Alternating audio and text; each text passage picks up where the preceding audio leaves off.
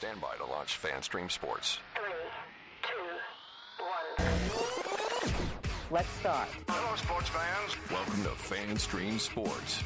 Nothing but pure sports. This is the JP Show. JP, it's so good to hear you back on the air. Stand by now. Here's JP.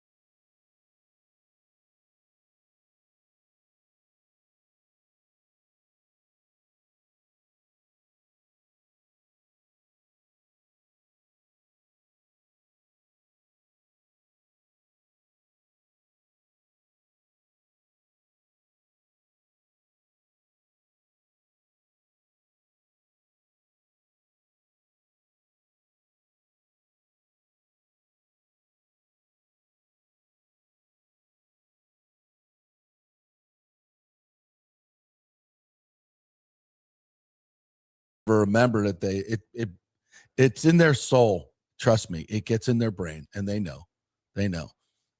So how is fatherhood? You enjoying this? I am. I tell you, everybody always asks you, are you ready? Are you this? Are you that?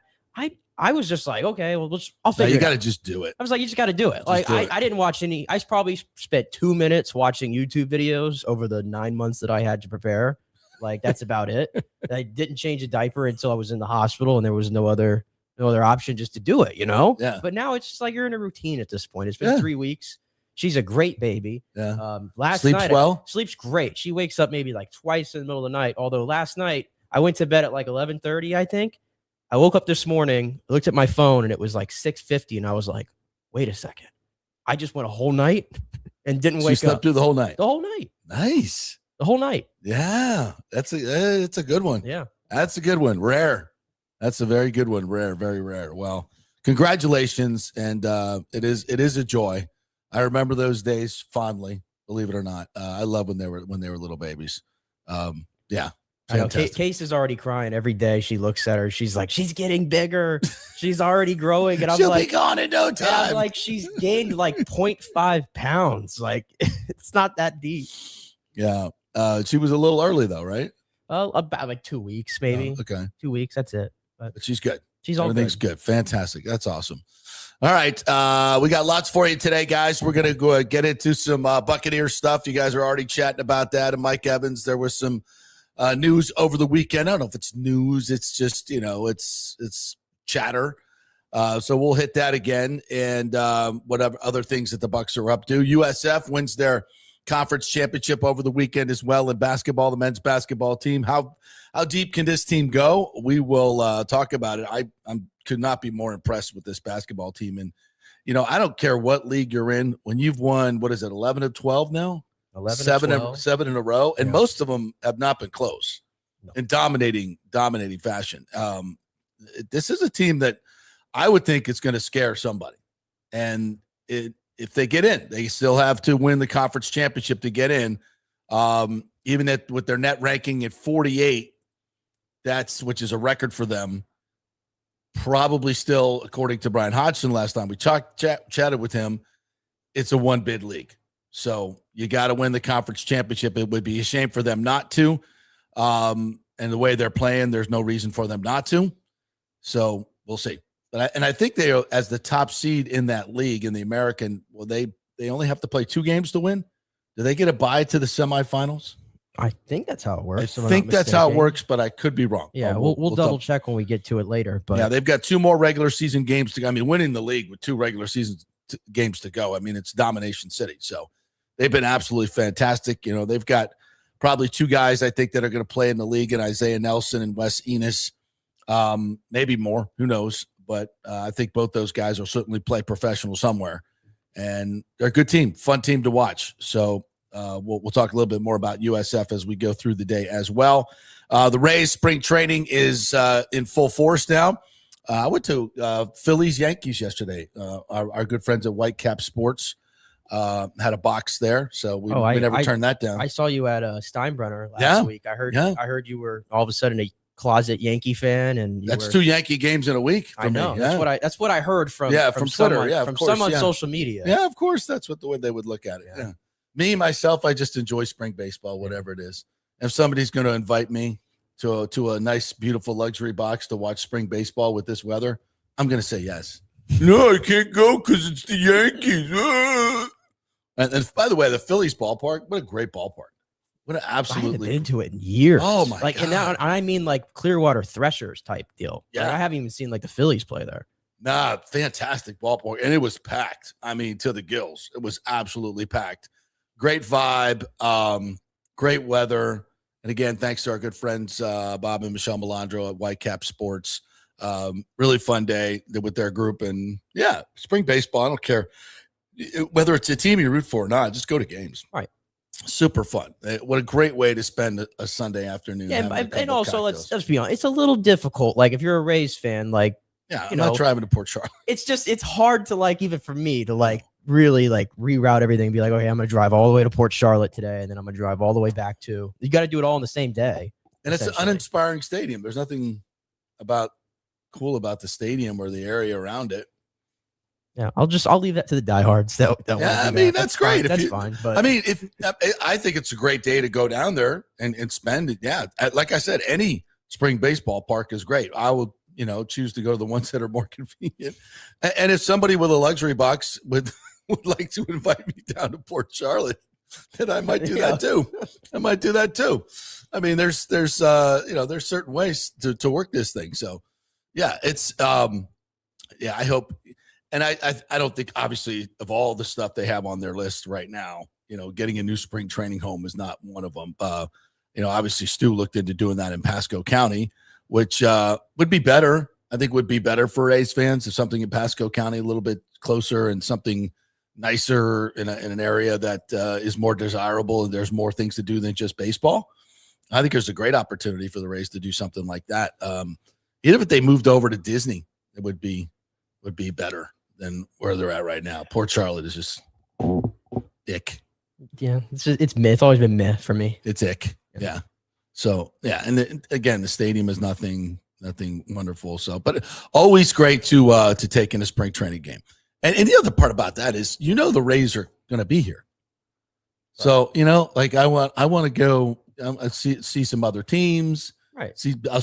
Go to some other places, but mostly it's just about friends. Friends want to hang out and have a couple beers and watch baseball. Yeah, sure. Come on down. But for those of you on Twitter who would like to make something more of it than it actually is, go screw yourself. And you know who you are.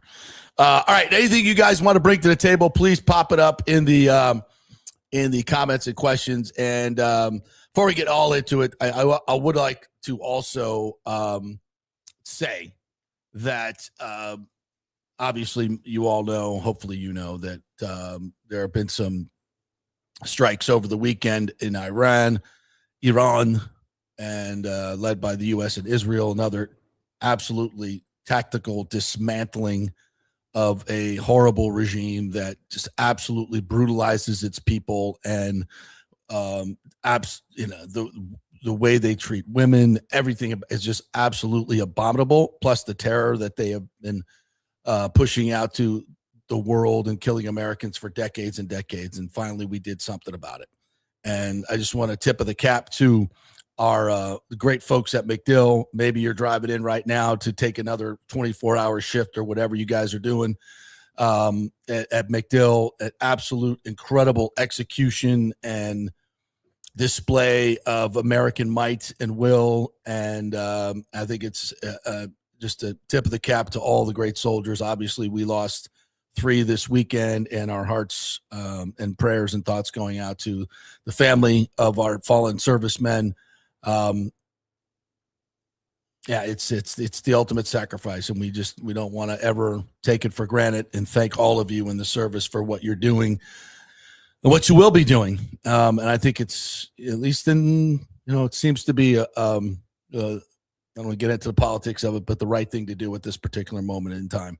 And they had, this guy and this regime had to be dealt with, and I think this will pay off in the long run, hopefully. But more than anything, a shout out to the troops for kicking ass and doing one hell of a job. And our thoughts and prayers to those we lost. And that's tough to swallow for sure. But it allows us to do what we do on a daily basis, all of us, whatever we do, go to spring training games, go to football games, go to Lightning games, and talk sports for a living.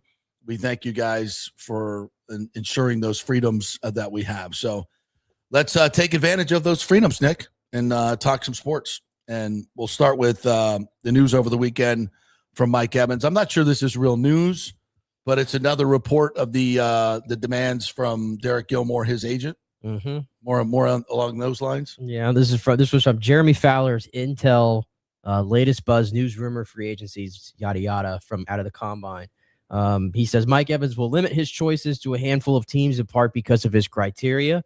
He wants a quarterback he believes in, a chance at a Super Bowl, a top-shelf offensive coordinator, and the promise of high-volume touches. Only so many teams fit that mold. The Buccaneers will aggressively pursue re-signing Evans and met with his agent, Derek Gilmore, on Thursday.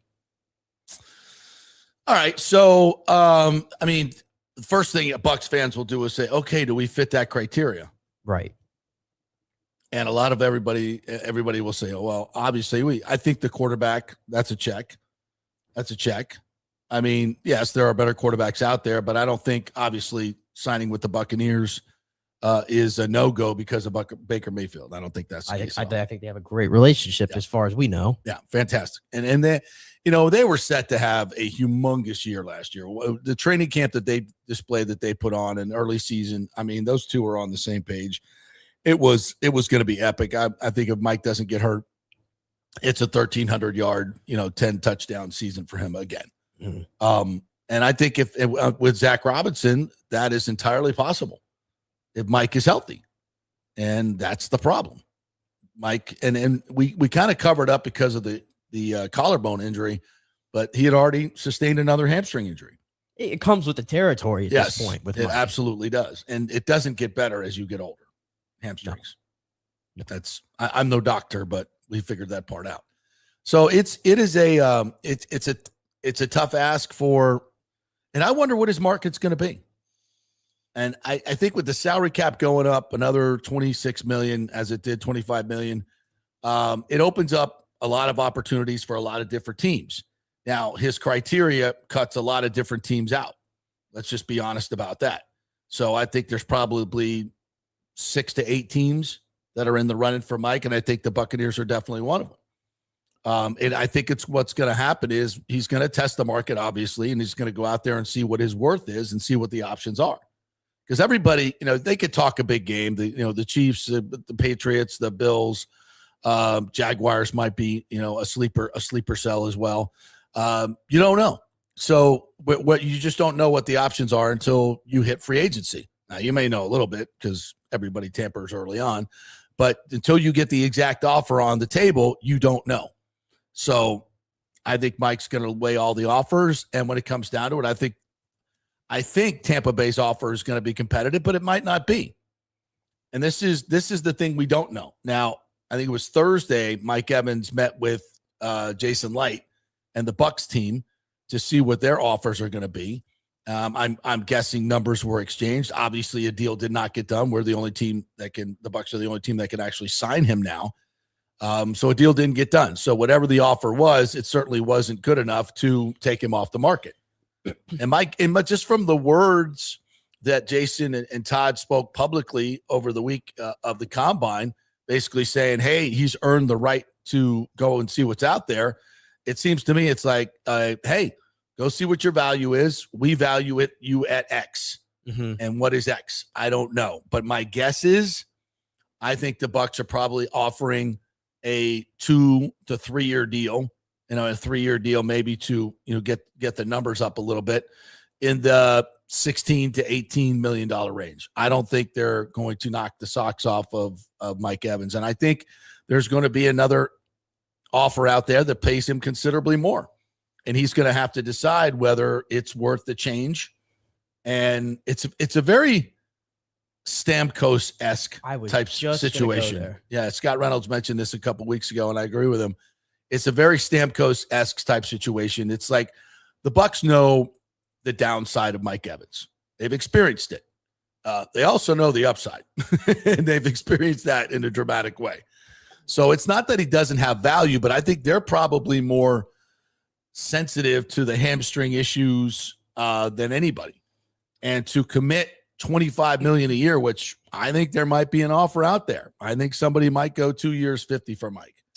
And I don't think the Bucs are willing to do that, nor do I think they should be. I that's what I was going to say. And I hate that those words came out of my mouth. It's I know everybody hates the term business, but it's business, and you have to separate the way you feel about someone personally from what is best for your ball club, your football team, whatever it is, right?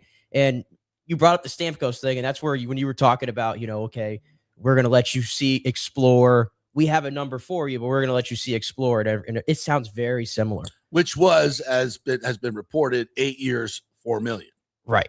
That was the Stamkos stuff. Right. And obviously, which was half of his value. Right. And obviously, Steven felt he was pretty slighted, and also the fact that he didn't get the extension the year prior, and so he left. It is what it is. And so when you compare and real quick, without question, trading out Gensel for Stamkos was a right move. Was a home run. The right move. Huge. It changed the entire trajectory of this franchise. Correct. And that's my thing. If you compare, and I know it's hard to compare two different sports here, but Julien Brisebois always seems willing and able to make it emotional. He's not going to get wrapped up in the fact that, I love this player, he's a franchise icon. He's going to do whatever he can to put the best hockey team out there and have the best, asset control that he can possibly get. He's made those emotional decisions, I agree. Even with backlash. I agree. Has Jason Licht ever had to make that decision yet? Well, as he famously said many times, his daughter told him, his daughter or his wife said, you don't want to be the general manager that lets Mike Evans leave. I don't know if Jason has it in him. And by the way, and I know it makes it sound like we're saying we'd let Mike go. That's not what we're saying at all. No.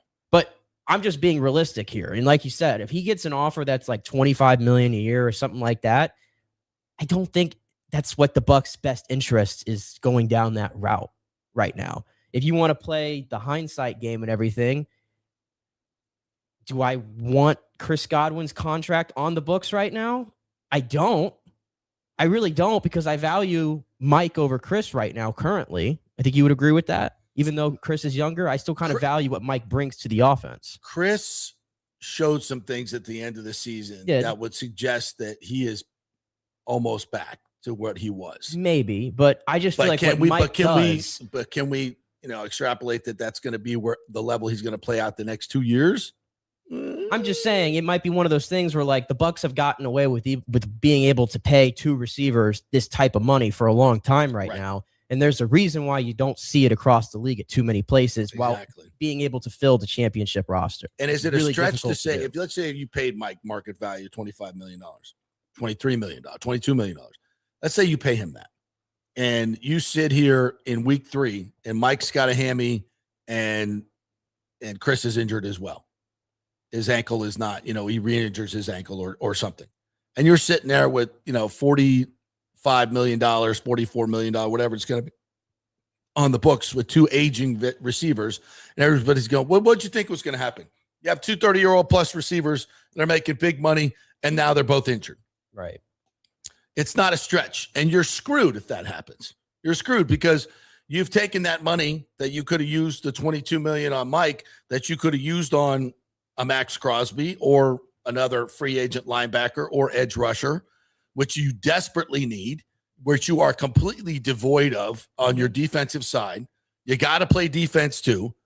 And it just makes it really, when you look at this roster, it makes zero sense to pay another big-time receiver when you've got the depth at receiver that you have, as opposed to nothing. You got one player at edge at Yaya, and you got among your front seven, you really only have two semi-reliable good players, and that's Yaya and Vita Vea, who's also aging. I mean, you need a mass importation of talent on your front seven. Right. And to be flipping around with paying receivers, 33-year-old receivers, no disrespect at all, with hamstring issues, $25 million, that doesn't make sense. And I kind of group. And I hate that I have to say that. Yeah. I hate it. It sucks saying it, and I kind of group, like I put Mike obviously, as a separate thing, but I kind of put them together for the sake of this conversation in terms of where I want to put my assets to. I throw Cade Otton in the same tier. Cade Otton's a very useful football player. Yep. Okay. I think way overhated on Bucs Twitter. I agree. The way they talk about this guy. I agree. He's a good player. In a different situation, if he probably could get $10 to $12 million, I think, on this tight end market, potentially, for all the things he does. He's a very well-rounded tight end, 26 years old or whatever it is. He's going to get probably $10 to $12 million, if I had to imagine, per. In a different situation, would I be fine with the Bucs paying him that? Sure. But not with this situation. Not with this situation. Not when you have this many. Not when you have this many holes that you have to fill at other key positions. I know that is the possibility of upgrading from Cade Otton this year likely? No. But I'm willing to take that hit because I don't think that's a needle mover in terms of getting the Bucs where they want to be. And if you start to do the math out here, 20-something million for Mike, 10, 11 million for Cade. I mean, we're spending 30-something more $1 million on the offensive side of the ball, right. And my defense is bleeding over here. Yeah. I don't want to get rid of either one of them. I don't, but you may have to address the side of the ball that is awful. And I said this the other day too. It's like, yeah, it looks like these defensive players are really bad players. It does. But you know what else happens when you're out there thinking and not playing? You look like a bad football player. And I put that on the coaching staff. These defensive players may not be as bad as we think they are. They may be really bad, but they may be. Logan Hall, for instance, he's playing out of position. He's not an inside guy. Elijah Roberts is not an inside guy. That's a guy that should be out on the edge. I think Tyke should be playing slot. Yeah. I think a lot of these guys doing the safety thing. I think a lot of these guys are out of position and they're not playing to the fullest of their capability. But none of that's going to change. None of it's going to change because we got the same scheme, the same coach, and sees it the same way. Right. So, I mean, but that we're not going to go down that rabbit hole. But I think the defense, in order for it to be better, you're going to have to bring in some really savvy, smart veterans that can play this complicated defense and be able to get guys in the right position and hold them accountable. And that means a mass influx of experienced play. You can't do that with draft. You can't just draft and fix this defense. You can't. You got to get experienced players, at least two of them, and for big money. Mm-hmm. And I'm talking about a Max Crosby, a Lloyd in the middle, one of those type of players, guys that have been around and know how to play this game and bring attitude and leadership and physicality, because this defense is devoid of that now. And I don't think Levante's coming back. That's my assumption. I don't think he's coming back. I don't want him to come back. I don't want to watch Levante David. This team needs to get faster on defense. It's got to get more physical on defense. It's got to get bigger on defense. This weekend, I thought, or this week probably at the combine, actually, I thought Jason and Todd, especially Jason, I thought was pretty open about where they're headed and what their priorities are. And even Todd, too, talking about we got to get bigger. He ain't talking about the offensive line, that's for sure. When the offensive line's healthy, they're one of the biggest units in the entire league. We know what he's talking about. Like we know these are the things they look for, and you can tell by the combine interviews that everybody they've interviewed is edge, interior defensive line, linebacker. Yeah, they're trying to get bigger at all those positions. They have to. They've watched the great teams around this league, and they see the size and they look at their guys. Yeah. Like you can't have the Greg Gaines playing. You can't have Elijah Roberts is undersized for the position he's playing. Right. Hell, even I love Kalijah, and I've been on record saying Kalijah is like arguably the most important person for that front seven because of how quick he's able to penetrate the pocket. Yeah. Never healthy, obviously, but he's also very undersized too. Very undersized. Right? Yeah. Hugely undersized. And a lot of the edge guys they got, I wouldn't call them like Braswell. They're not physical specimens. Not physical. No. They gotta upgrade at all those positions. So when you look at this as we get really close here, I mean, free agency is going to start next week. I know the Bucs sort of philosophy has always been, we got to take care of our guys. We got to do that first. I don't know about that. I don't know if you should full court press on trying to get your guys here, because I think you need to bring in additions. I think that needs to be the priority, and I don't want to miss out on that. I want to be a player in the offseason. Aviation says people close to Levante are saying he's returning for his 15th and final season. Again, if you're the Bucs, are you okay with that? I mean, if he wants to play, they're going to let him play. They better not be foolish enough to say, well, Levante's back, so one of our starting linebacker positions are taken care of. That would be foolish. Yeah. You still need to sign a big-time inside linebacker. You still need, at that point, you still need two. Like, it doesn't change for me. It doesn't change. You need, well, in that case, you need to draft one. You need to draft one, and you need to pick one up in free agency. Yeah.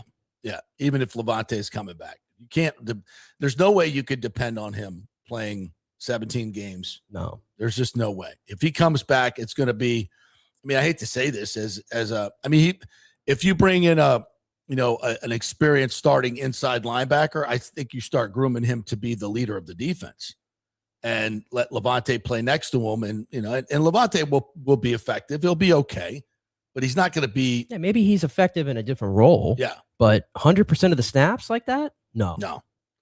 Can't do it. Rick says Levante needs one more year before he can collect Social Security. Rick also said Nick is back. Congratulations to Daddy O. Is our sound? No, we at the beginning we were muted, but we're good. All right, we're good. All right, good. Thank you. Oh, we have a Bucs Baseman is back after I scolded him the other day. And he gives us a $2 super chat. Thanks, buddy. NFLPA Bucs OC BHCB, yet only OC got fired. Yeah, that's weird. Again, we talked a little bit about the NFLPA last week. I'm not a big, believer in that whole survey bullshit. There was a reason why they took it to court, and they said you can't make it public, and it got leaked by ESPN, the NFL's partner. Like, even if somebody leaked, if you set a court case and they're not allowed to share it publicly and it gets leaked to you as a partner of the NFL and you promote it and print it and put it out there, is that not a problem? It sounds like it to me. I've never, though, these grades I don't know what stock you put into it, because I put 0. Like the Glazers were ranked the 28th owner out of 32. And I'm like, well, and they get an F on travel. And I'm like, it's 5-star chartered travel and 5-star hotels. I got millionaires complaining how the billionaires are treating you. I got no time for that. None. About your 5-star travel, and you want them to pay for your childcare. The only thing you're millionaires and you want your childcare paid for. Like, get out of here. The only thing that I put in stock in those things, and it's so true, and the Bucs graded horror. I think they got an F on it. Is the field. The field was bad last year. The field sucks. Typically one of the best fields we've had, and this is another thing. FSU just redid their whole stadium, obviously, right? And they put down the turf, and because they had all the construction, and the whole thing was ripped out and everything for the whole offseason. So they tried to regrow the turf, and it was awful. And so they went out and spent $350,000 to bring in a new thing of turf, and I guess they're going to do that every year. They're going to bring in new turf every year, outdoor turf. What are the Bucs doing? I don't know. This has been an issue. What the hell is that? I remember the college can spend the money, but the Bucs can't spend that money to put it in the field. I remember Rodgers coming here in 2014 or something, the Packers, and he was complaining about the field then too. No, it's been typically rated one of the best fields, but the last year was terrible. A mess. No, it was terrible. A mess. And I think it goes deeper than just they share a field with USF. It's just bad. Yeah. No, but it's always been good, and I don't know what they changed or but you could fix it really easily. It just costs money, and simple as that. I don't have my glasses this morning, so if you see any more Bucs stuff, let me know. Nathan Elliott here said about Mike. Mike will stay in Tampa. He is number 13. He wants to play 13 years in the NFL. Wants to retire as a Buck. There is a lot more to add to this, but he wants to look around. Go Bucs. Yeah, I'm not saying Mike is definitely gone. I'm just saying that I don't think, much like the Lightning, I don't think the Bucs are going to bend over backwards and overpay to keep Mike, nor should they. This is the business part of it, and it sucks, especially when it comes to the end of the career. But the Bucs are in a position right now where they really can't screw around. If they want to stay competitive, they've got to flip the script on defense big time. And they've got to have, guys step up. Emeka Ibuka has got to step up and be a 1. Mm-hmm. Jalen McMillan's got to step up and be a 1A or a significant 2. Your best buddy, Tez. And Tez and Godwin got to step up and play and make plays. You're drafted. You're here for a reason. It's time for you to step up. Yeah. You use a 1 on a wide receiver because you have an aging number 1 receiver. At some point, he's got to step in for him. Well, now might be that time. If you'd use that pick on an edge rusher, then we wouldn't have such a need on defense to go sign one. I mean, part of the reason we can't pay Mike is because we have to commit that money to offense because we haven't drafted well on the defensive side. We haven't been able to find an edge rusher in the draft. So part of the reason that we can't afford to pay another big-time receiver is because we haven't been able to draft a proven edge rusher. And keep in mind, there's 2 things the Bucs are doing that are very hard to do. It's paying 2 receivers north of $20 million. It's also paying 2 tackles top of the market money too. Think about it that way as well. Like Tristan Wirfs is the highest paid left tackle in football, right? And then Geddes, also big contract. I mean, it's very hard to do these things. It's very, very hard to field a competitive championship roster when you are paying 2 tackles, top of the money, and 2 receivers, top of the league money. Yeah. It's hard to do. As another thing Scott pointed out the other day is the Bucs are the only team in the league that have 7 players making $20 million or more. That it's hard to field a team and the depth of a team when you've committed so much money to those guys. And that's, the good news is you're re-signing guys to big contracts because they played really well for you. And these guys are going to get restructured this year. Yeah. So that's tough, but there's no doubting the fact that they've got to go out and invest big time in the defense. They have to invest big time in the defense. JS13 says, should the Rays relocate spring training to Orlando? That would make John Morgan's dreams come true. Yeah, I mean, why not? They want the Rays. Yeah, sure. Put them at Disney. That would be way better than Port Charlotte. Yeah. Alejandro Noriega said, if Mike does leave, I don't think it would be sunshine and rainbows. He won't get many targets and catches and would be limited because of the hamstring injuries. A lot of teams have new head coaches. So that questions what is Mike's value out there. And I don't know, but it only takes one team. Well, look at you. You also have to look at you're comparing yourself to what's out there as well. Like who else is the free agent receivers? I pulled up the list. I'm not going to go through all the names, but just the top names, right? Jawan Jennings is out there. Would you rather have Jawan Jennings at 29 years old or Mike Evans at 32? Evans, of course. Would you rather have Mike Evans or would you rather have Alec Pierce, 26 years old, deep target? No. Wandale Robinson? Nah. Debo Samuel? Very different player. Almost like hard to even compare. Yeah. Tyreek Hill, no. Too many injuries. Yeah. Rashid Shaheed? Yeah, good player. Good player, but he ain't Mike. Yeah. And Romeo Dobbs? Good player, but not Mike.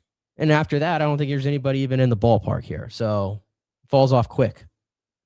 I think people who need big-time receivers want to go to the draft. This draft is loaded with receivers as well. And it has been for quite some time. We're producing, a handful of really, really good receivers each and every year. Did you see the athletes of these guys this past week? It's insane. It's like 10 guys running sub 4.35s or something. It's incredible. And these guys are young and they have really good hamstrings.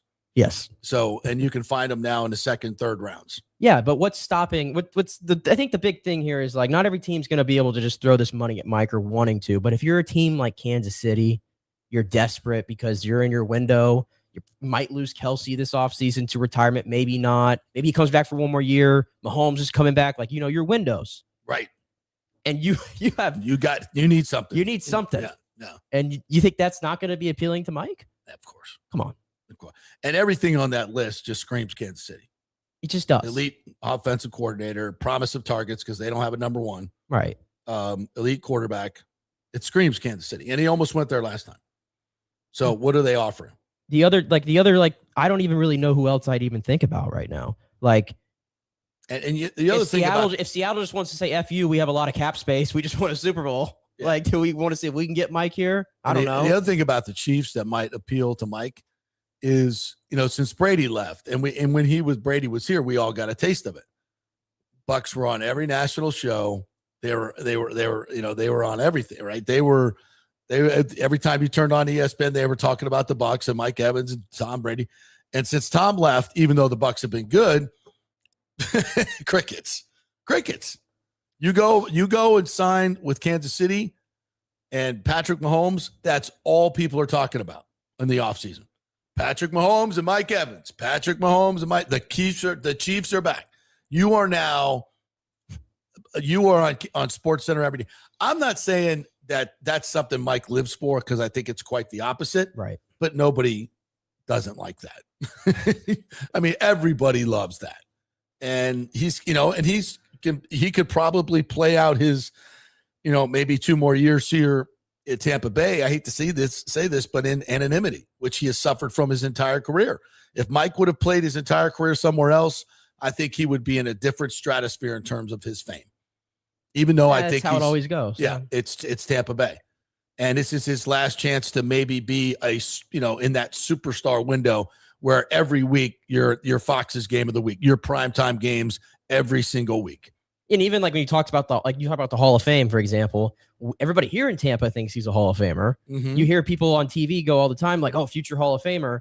I don't know how the room thinks about Mike Evans. I say that all the time and people call me crazy. But I don't think there's a national – I mean, every time you see a national – even for the last 3 or 4 years, you see somebody does, top 10 receivers in the league. Mike's not on that list. No, they never put him on. He's never on that list. And when it's a national list. Right. It's never. It's very difficult for receivers to get in the Hall of Fame. There's a logjam as we speak of guys who, 100%. If I'm being honest, at their top peak were probably better than Mike. Right. So, I don't know. But if he goes to Kansas City. Different deal. And he wins a Super Bowl there, or he puts up all these big numbers and he's with Mahomes and everything, and he's playing at the 425 window on CBS every single week with Nance and Romo. Every single week. All of a sudden, you're going to start seeing, Mike Evans, I had no idea he was this good. Because I haven't been watching him for all these time. He has 11 straight 1,000-yard seasons with Jerry. What? I didn't know that. You know now because they're going to say it every week on the primetime game. Yeah. It seems like that it's actually a done deal, honestly. And I'm not sitting here saying, and if you're Mike, why wouldn't you? I mean, seriously, when you can stay here and play, and I think this is overlooked. The end of the season when Mike worked his ass off to get back, he comes back the first game against Atlanta. I think he had 6 catches, 130 yards, tutty. Yeah, he was unguardable. The next 2 weeks, he gets nothing. The last game, he had 2 catches, I think, for 30 yards. Right. And those were also – and because what was the game plan for those games? Got to run it 30 times. Yeah. We're not gonna use our best player, our franchise icon. Nope. We're gonna do something that we're not good at instead. To hide our bad defense. Right. And by the way, that head coach is still here. Yeah, and not to mention the way we saw Mike show more emotion at the end of the season than we've really ever seen because he busted his ass to come back and goes off 28 points and they can't hold a. It's like going back in time, but you get the point. Take off your red and pewter glasses for a second and just ask yourself which situation seems more attractive to you. Come on. There's no comparison.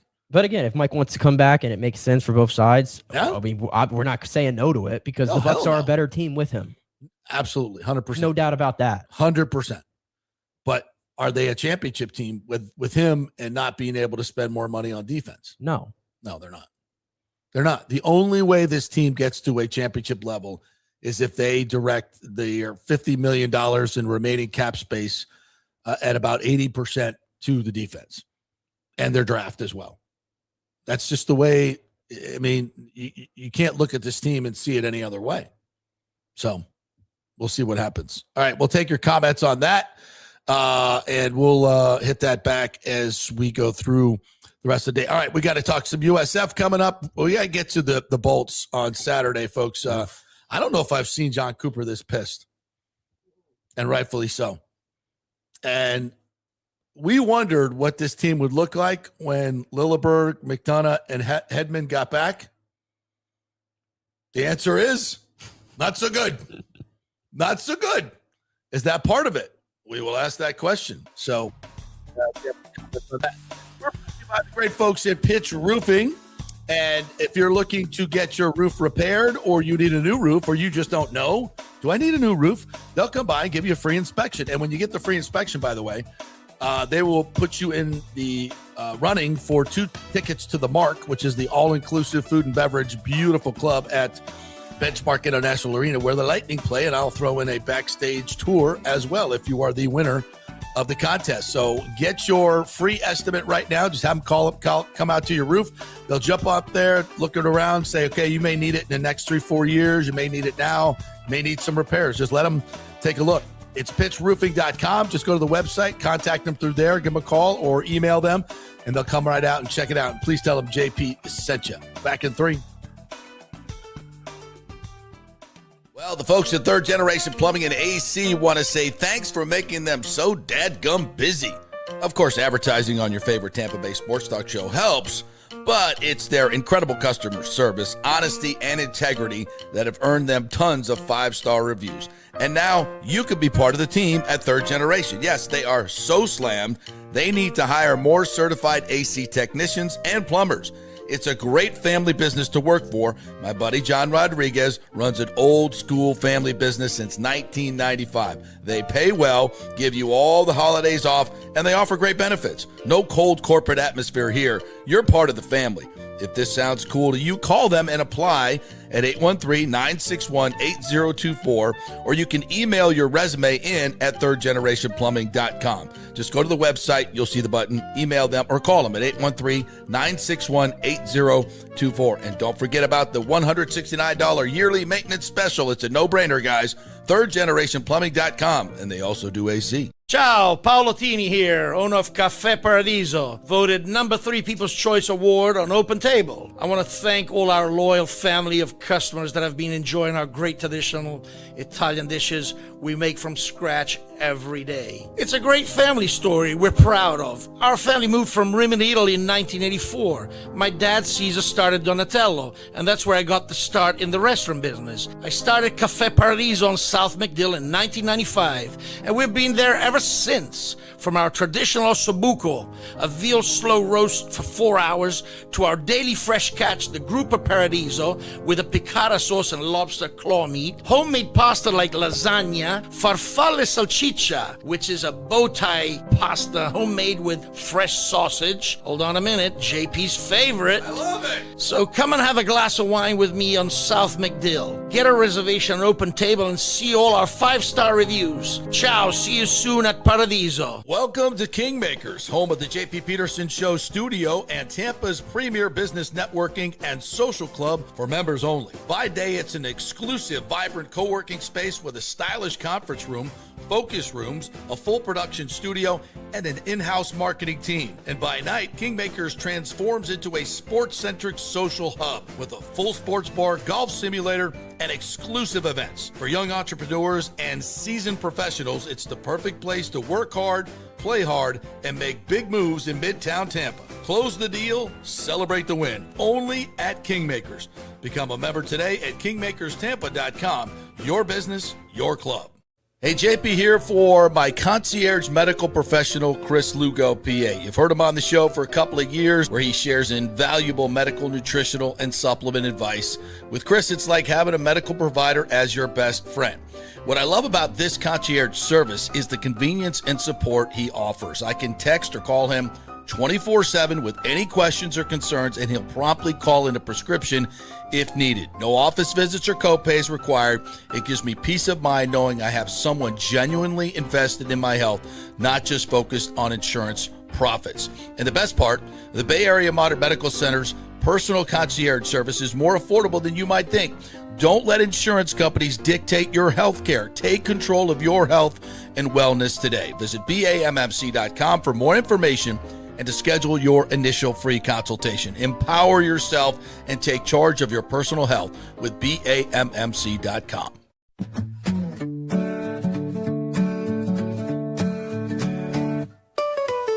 Sunny days or stormy nights, roofing problems out of sight. In Florida we stand so tall, pitch roofing, we do it all. Pitch roofing, roofing done right, for your home, day and night.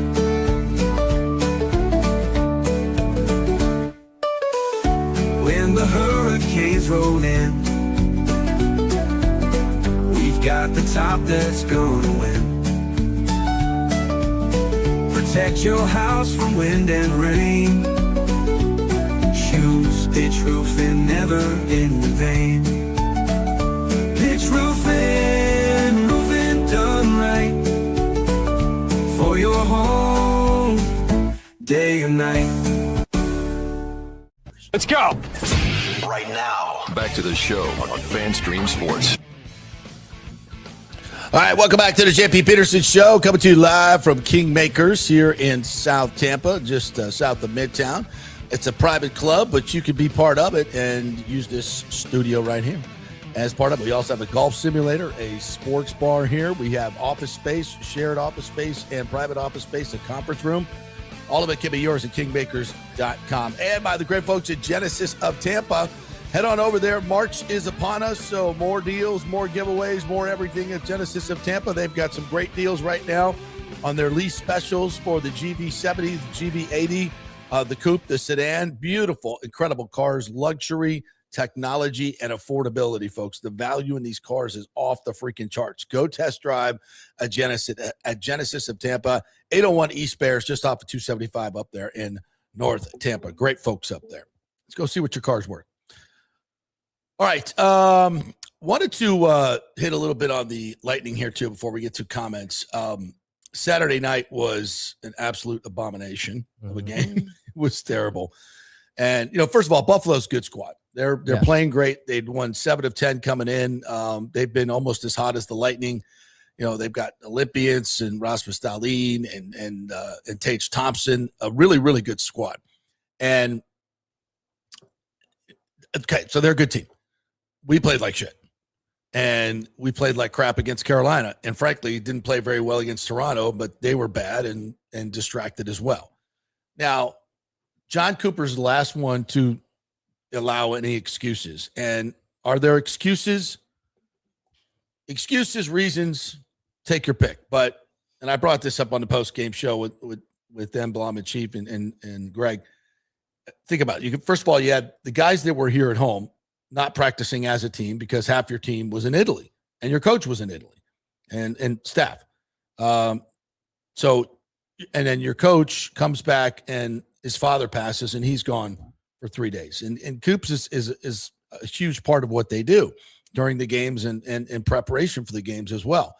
You've got Cirelli coming off injury. He was terrible. Mm-hmm. We've had a pretty steady back line, and now Hedman is back. McDonough is back, both coming off injuries, and Lilleberg was back in. Okay, the defense was awful. I mean, I don't. How many odd man rushes did we see? 50. I mean, it was unbelievable. Not against Carolina and against Buffalo. Yeah, they just look slow, especially against Buffalo. Yeah, slow. I mean, Buffalo's one of the youngest teams in the league. Yeah, they're fast. Yeah, a lot of fast, dynamic players, and they put the Lightning through it to the point where Cooper pulls Vasilevsky, and which he never does. When that happens, I think everybody goes, "Whoa!" And that was, as he called it after the game, a mercy pull. And yeah, that to me that had nothing to do with Vasilevsky. No, that was essentially okay. You guys don't want to play. Well, I'm not putting my franchise goaltender out here for nothing. Yeah, that's what that was. And listen, you talk about the emotions of coming back from the Olympics. Gensel and Hagel And even the other guys, Hedman, Sweden it was very disappointing. So all of these guys and the travel, you come back, travel, and just back to back. You get back. Okay, now you're right out to Carolina. Now you're back. Yeah, all that. Coop doesn't want to hear it, but it's obviously part of it, which is why I'm not freaking out about what's going on. The other thing too is they just went on a run where they were like 21-1-1 or something. Yeah, 21-1. Okay. Yeah. I think you're due for regression. Of course. After that, when you have a 3-week layoff, it makes it easy for that regression to happen immediately when you get back. And you ran into Carolina and you ran into Buffalo. Okay, look at the standings, folks. Those are the 3 best teams in the Eastern Conference. Yeah. And if you are not on it, you're going to pay. Embarrassed. They had a nice comeback against Carolina. Yeah, they probably maybe deserve to get a point. And it's hard to say that after you go down 3-0, right? Like that. Yeah. But they really started to play well, and they got back into that game and almost salvaged something. It wasn't meant to be, whatever.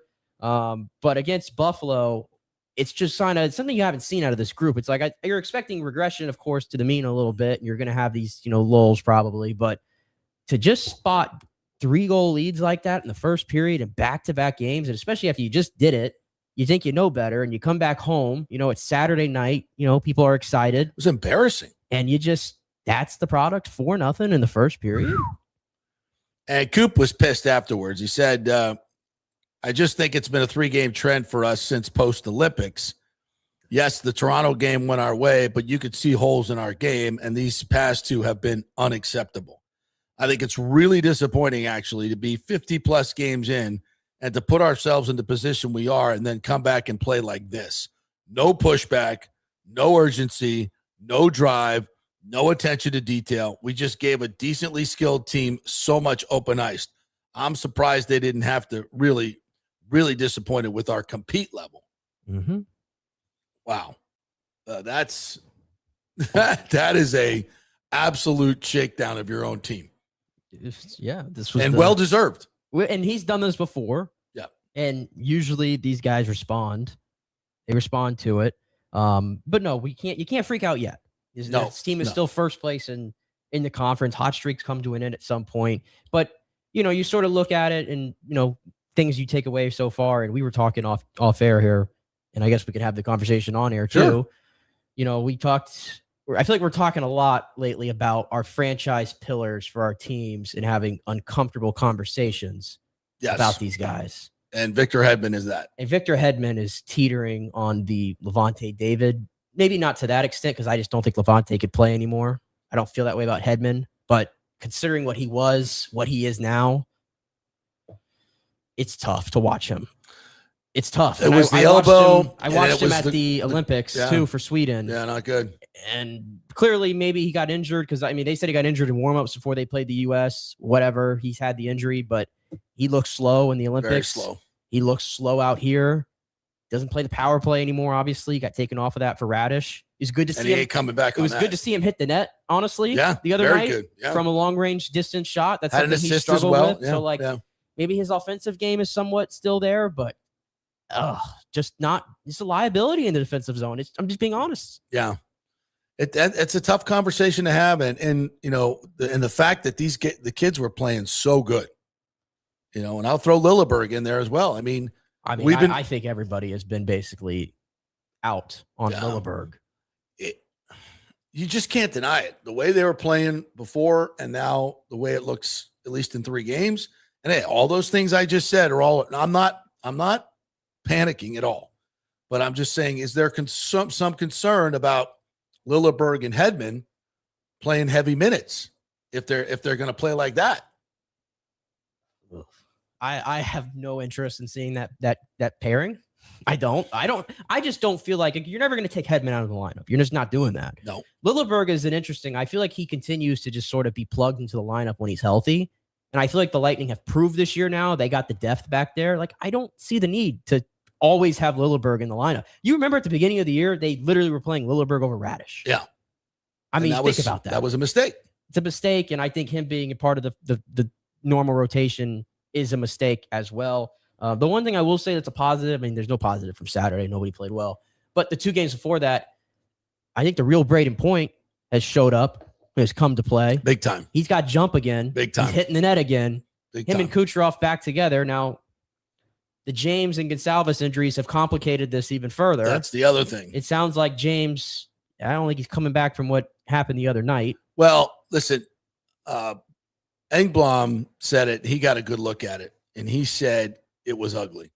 You don't want to speculate, but that, and he got bent back, a bigger player into the boards, and his leg, ankle, and knee got bent back, the way your ankle and knee should not be bent back. Mm-hmm. And he couldn't put any weight on it. So it looked bad. It looked really bad. And boy, was he just really coming into his own. I love the way that kid plays. He is just, you know what I love the most? He'll make a great play and score a goal. And Selly's like muted. It's what I do.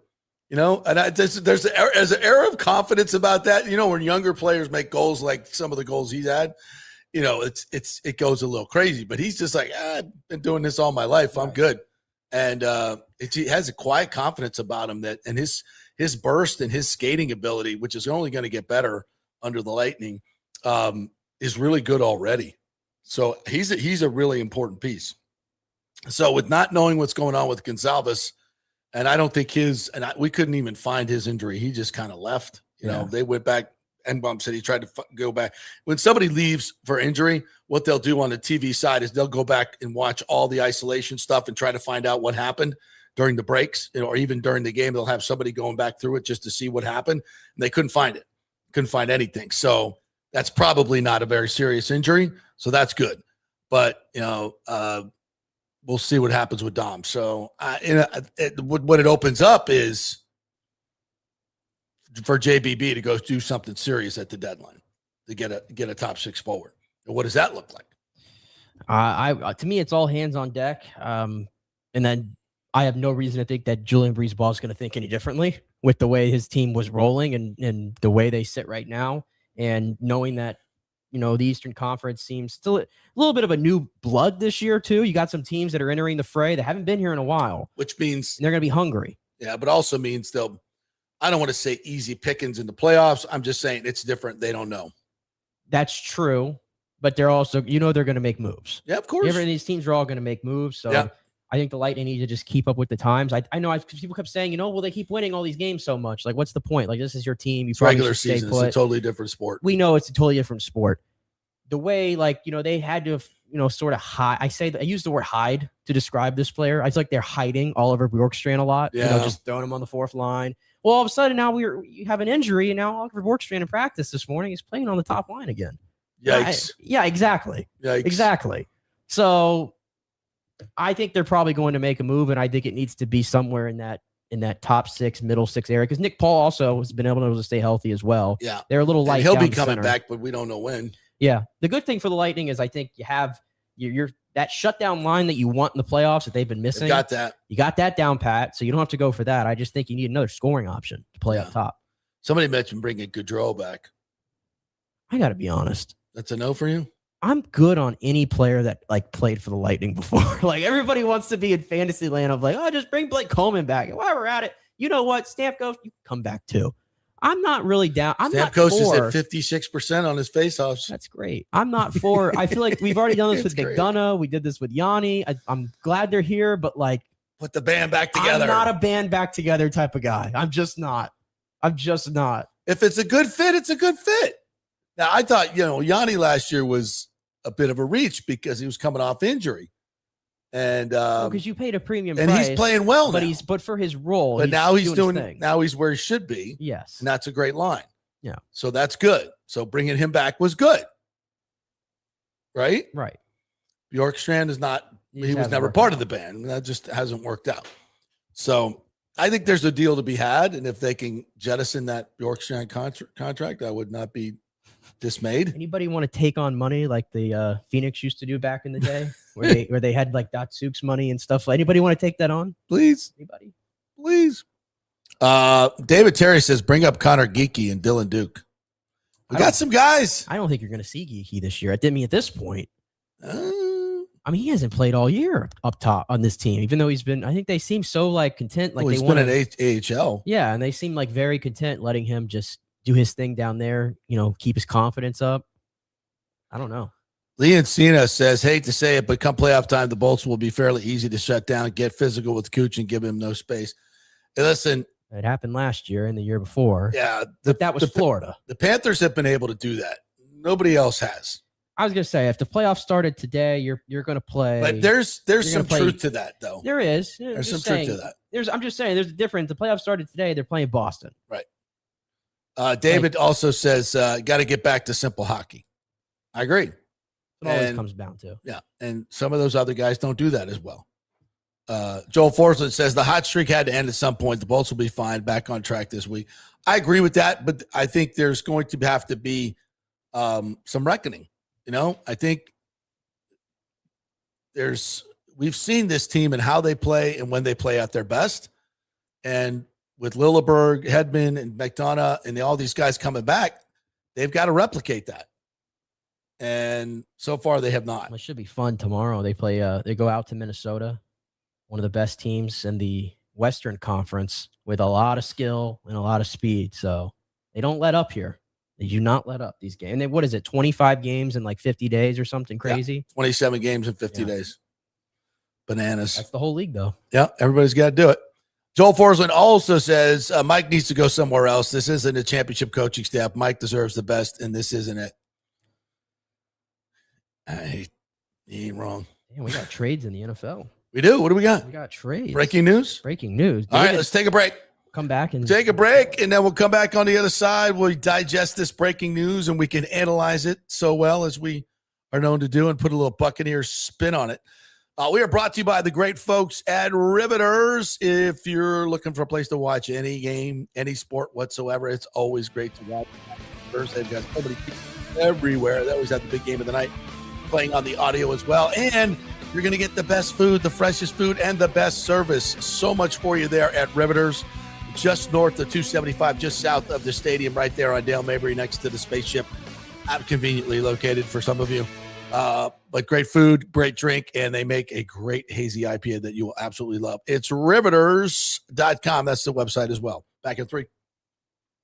JP here for Riveters, our new official sports bar and grill of the JP Peterson Show. And just like our show, no BS, no corporate chain feel, just amazing, authentic folks serving great comfort food in a casual atmosphere at unheard of prices. Riveters is located just south of Raymond James and Steinbrenner Field on Dale Mabry, walking distance to the park, so free parking, great place for pregame and postgame.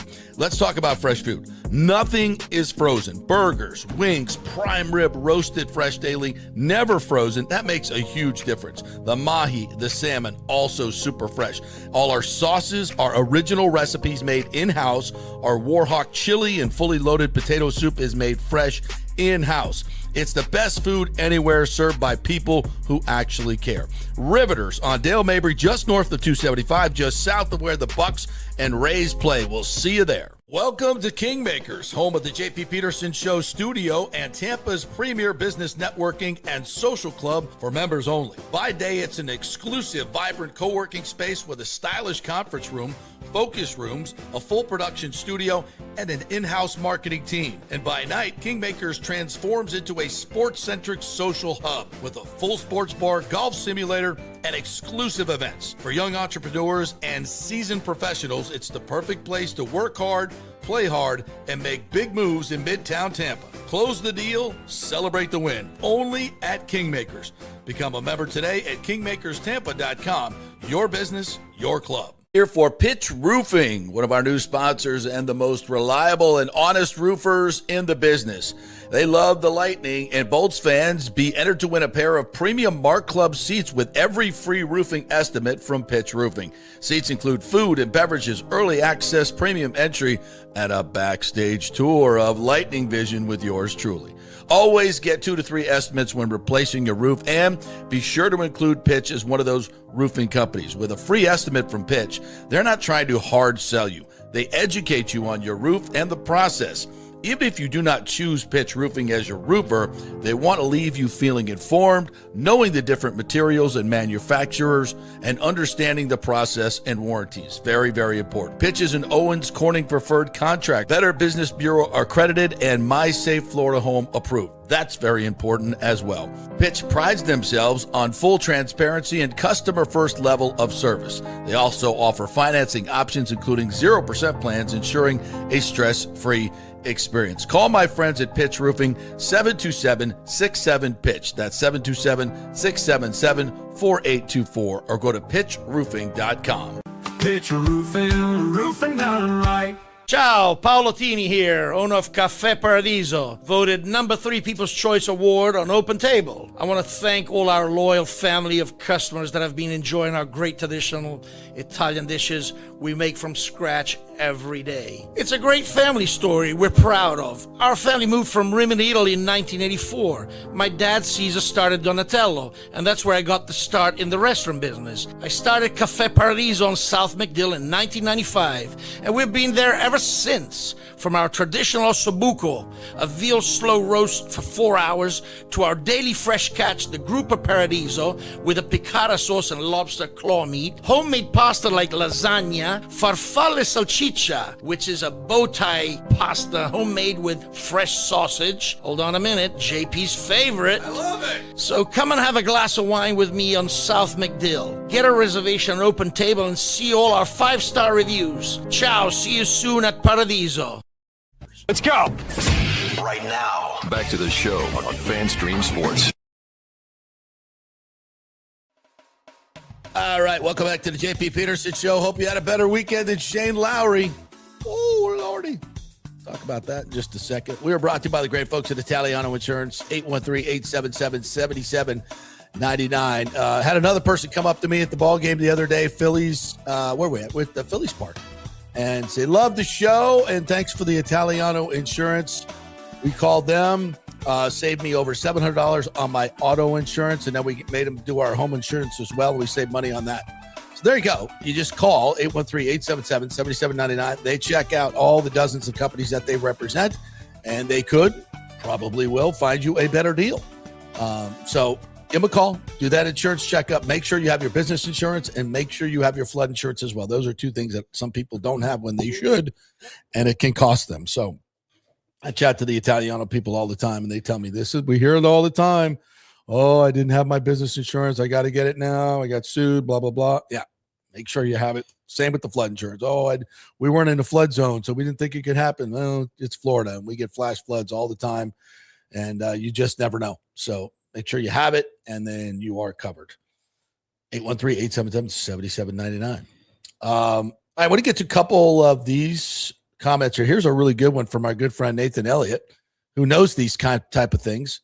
About the Raymond James Stadium field, said Wayne Ward retired. He was in charge of the turf at RJS. TSA didn't do a good job replacing him. Dexter Altman, Rafael Hernandez, and others need to be called out for what they have done to the field. That's naming names right there. That is naming names. So, yeah, I mean, it's clear that they'll take care of it.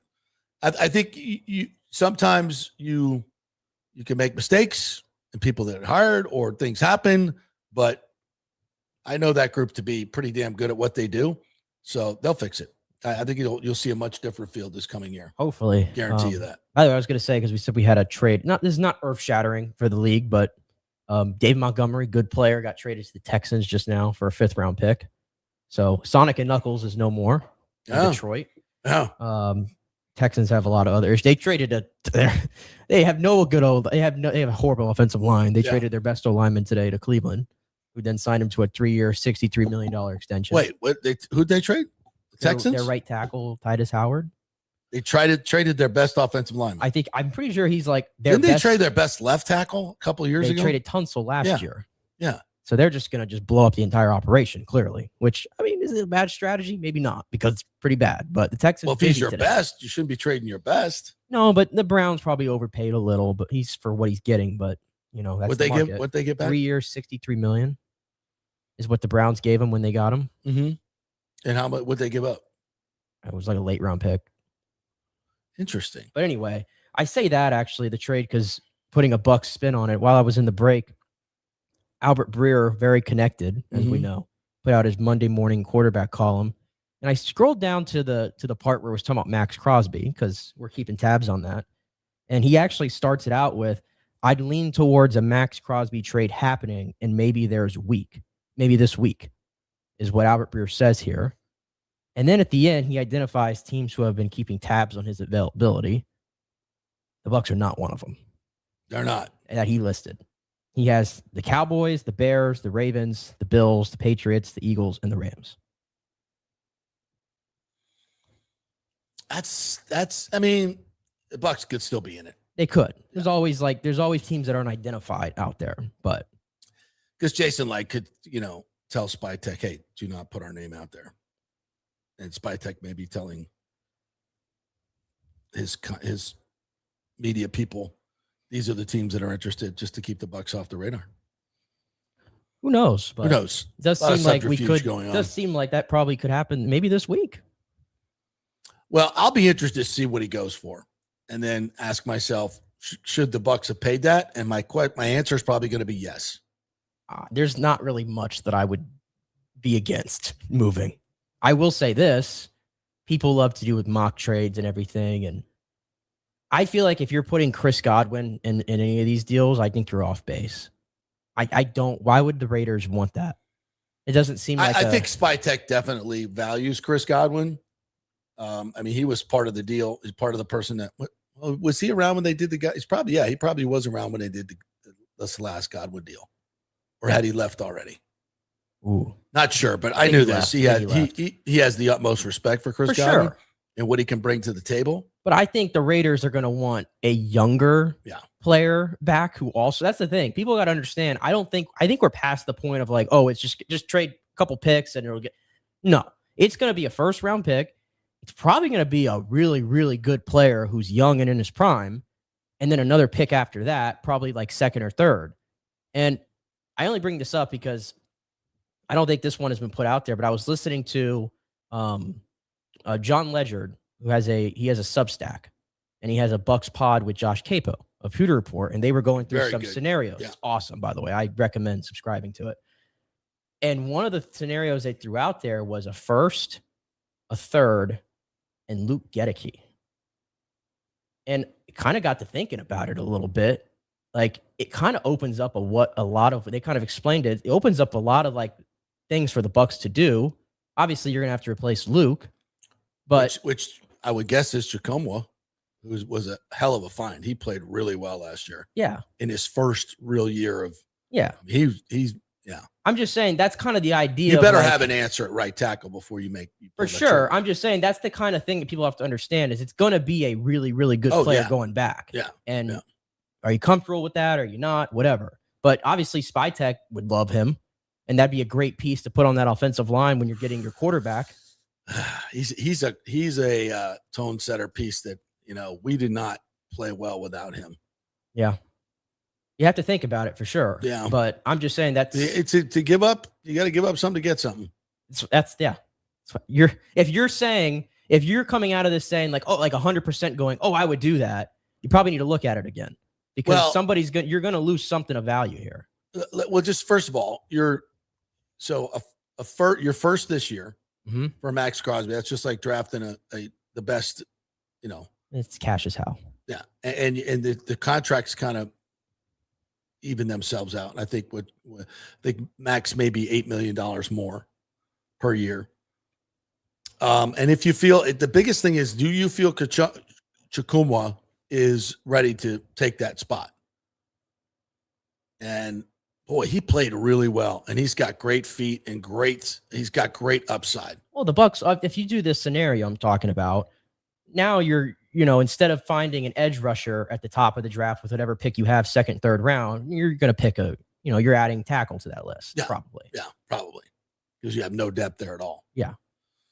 I don't know. It's just something you threw out there, and you never know. I mean, the thing about Crosby is he just completely changes the tenor, the tone, the physicality, the accountability, the competitiveness.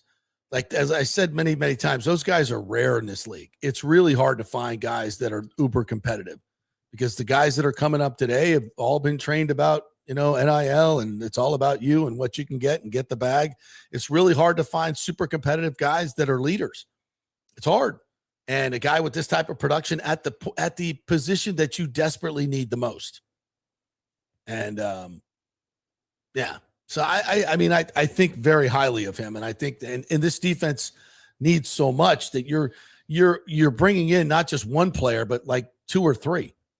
with all those things that I just talked about, you're getting more than just the player. You're getting a whole personality and tone setting on the defense, and you still need to add more after him.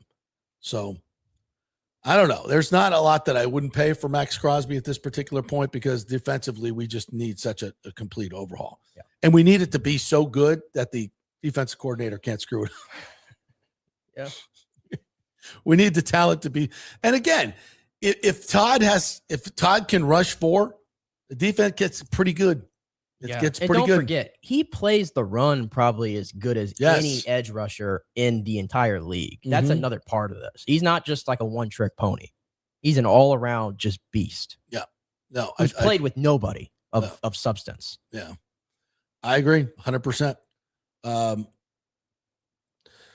Joel Fortson says a lot of Bucs fans won't like what the Crosby price tag would be for a trade. They really won't like it when he doesn't get many sacks in Todd's stupid team.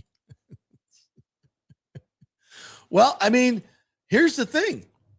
If you're Jason Light and you love Todd, I mean, they love Todd. Love Todd. I mean, they love him so much, it sounds like he's going to be around here for decades. And so why would you give up that much if you're going to for a player that's going to not be able to make as big an impact because of the scheme you play? And your coach is very stubborn to that. Now he's going to change it to not allow. I mean, we see Max Crosby dropping into coverage. I mean, I'm going to freaking explode. But that's exactly what's going to happen, because in this defense, you can dictate that he drops into coverage by what the offense does. Yeah, you're just hoping that if you have that guy, a premier pass rusher, that maybe it changes the things that Todd does on defense to try to get around the fact that he doesn't have that 4-man pass rush. Right. That's what you're banking on. Mm-hmm. Yeah. All right. Keep the comments coming. I want to move on to a couple other things here. USF is got a couple games left this week. I think I got one more home game. A great crowd at the Yuengling Center on Sunday, yesterday, as they win their handily, beat Tulane, and they win their 7th game in a row, 11 of 12. The net ranking is now up to 48, highest in school history. And new coach Brian Hodgson doing all this in his first year. Isaiah Nelson, another huge game. Wes Enos has been phenomenal at the point. Great shooter. They shoot well from the outside. They rebound like crazy. They're good defensively. They're one of the top scoring teams in the nation. I mean, they've got to win their conference tournament, which will be in Birmingham, the American. They're head and shoulders above every other team in this league. They should win it, but you know how conference tournaments go. They're a little weird. But man, I want to see this team get in the tournament. And now they're going to be, if they win their conference tournament with a net ranking, and it's just going to keep going up, they'll probably be in the low 40s, maybe high 30s. But they're still going to be a 10, 11, 12 seed, right? They'll probably be a 12 seed, yeah. Yeah. And if they get there, there's always the upsets tend to happen on that 12-5 sort of line all the time. All the time. And the reason is because these 12 teams are USF sometimes, and they're really, really good. And they dominate their conference, but it's a one-bid league. Yeah, and USF has only played one team that's going to be in the tournament, I believe, this year, and that was Alabama. And they lost it wasn't a blowout. They lost by like 11. And it was early in the season before they really started playing their game. Put up 93 points against them, actually. Yeah. So No, this is a really, really good basketball team. And I just I hope to God they can win their tournament and get in, because I think they can do some damage. I think this team can make the Sweet 16. I really do. The way they play, as hard as they play, they're relentless, and they got some depth on this team. They could shoot really, really well. They got multiple 3-point shooters. They've got an inside game. I love the fact that Hodgson is like, we do not take mid-range jumpers. It's either 3 or you're going to the rim. There's nothing in between. It's not worth it. Analytically, it's a bad shot. And I agree with that. I tell you, the other team, though, and it still has a local flair, obviously, because this is in some respects a Gator town, I think you would say. Oh, yeah, absolutely. The Florida Gators. Hello. Yeah, they slow they start had, to the year, but wow. Game day was there, were they not, this weekend? I believe they were. Yeah, they are the crap out of Arkansas. They're beating the crap out of all these teams. They're running through this SEC schedule. They're on like a 9-game win streak right now. They've only lost twice, I think, in the last like 3 months of play. and they're playing ranked opponents like constantly in the SEC. Florida looks like, to me, They're a juggernaut. if you're picking like hottest team right now going into the thick of things, I think Florida's that team. And they probably, I'm thinking they're coming here first round. The Tampa. Oh, that would be huge. Huge. And by the way, USF cannot play in their own regional because they're hosting it. So they may go up to Buffalo, which is Coach Hodgson's hometown, which, whatever. I just get in, go do some damage for sure. So I think USF, Florida, obviously could be a top seed, and coming to Tampa, that would be super fun because the place would be absolutely packed. God, I love tournament basketball live. It's really good. That would be fantastic. And then UCF, your Knights, you think are in? Yeah, I think we're in. We had a bad loss this past weekend. It wasn't great, but they beat the crap out of BYU last week in Provo, and BYU was a ranked team. They were up 70-35 at one point in that game.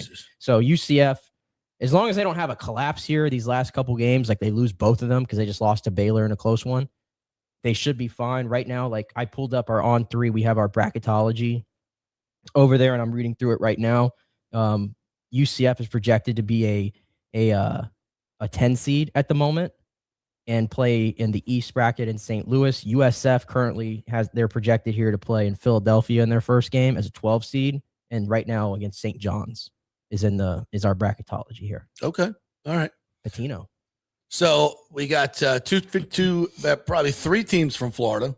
We're gonna get 4. Is Miami's 10-3 in the ACC. Yeah. Last check. Florida and Miami are absolutely in. UCF should be in, and then USF has to win their. What about FSU? FSU has actually had a miraculous turnaround to their season when they Luke Laux, their first-year coach from Clearwater, when he scrapped his run and gun Warriors offense that he learned under in his NBA coaching, and basically didn't have enough Steph Currys to play that style. And they went to a more conventional style of basketball. They have won 4 straight ACC road games. Beat Georgia Tech this weekend. They beat Clemson on the road last weekend. So they've got some good quality wins. They're not getting in the tournament unless they win the ACC, which is not happening. Yeah, nobody's beating the ACC tournament. Nobody's beating Duke there. So they should. It'd be nice for them to get into some postseason, especially after where they were. I mean, they were so horrible in the beginning of the conference season. They were just god awful. So to turn it around like that is actually, I think it says something about the coach. And he's got maybe the top recruiting class in the nation coming in next year. So tell you what, I just as an aside, ever since Charlie and Tiger jumped on the FSU bandwagon, we've won everything. We've won every baseball game, every softball game, every soccer. I mean, everything. We can't lose. The Tiger touch has come to Tallahassee, baby. And even the basketball teams win. This Tiger, I'm sure he's got it somewhere in the reserves. He got $55 million. He wants to in loose change in the couch. I would think, right? I mean, just pull out a driver and sign it, and we can get rid of Norvell. I mean, let's go, let's go. Or any of the debt that the university has right now, because the debt that was like a crazy report that came out a few weeks ago. The amount of debt that they're in as an athletic program. Well, I mean, we just redid the stadium. We just built the football only facility. You can argue whether those were great investments at the time, but I mean, the timing of it is kind of bad. I mean, it's the most debt we'll ever have because of those two things. And a lot of other schools are going to add that debt when they redo their stadiums, just like FSU did, because now everybody's going to have to do what FSU and these others are doing, putting in more premium seating around the 50-yard line. That's the new thing. I'm sure the Bucs will do that at their renovation as well. They put clubs down low, and those like the mid-level suites across the front, the lower level. Really well done, by the way, and that's going to pay off handsomely in the near future in terms of, because they're all sold out. Believe it or not, people spend $8 million a year or whatever it is for these to watch FSU football, but they do. Would have been, I understand it years ago, and hopefully they'll get back to that. But there are no guarantees, especially with Norvell as the coach. So. Anyway, FSU basketball making a run, but it could be a very interesting tournament with a lot of teams from Florida. So I'm here for that for sure.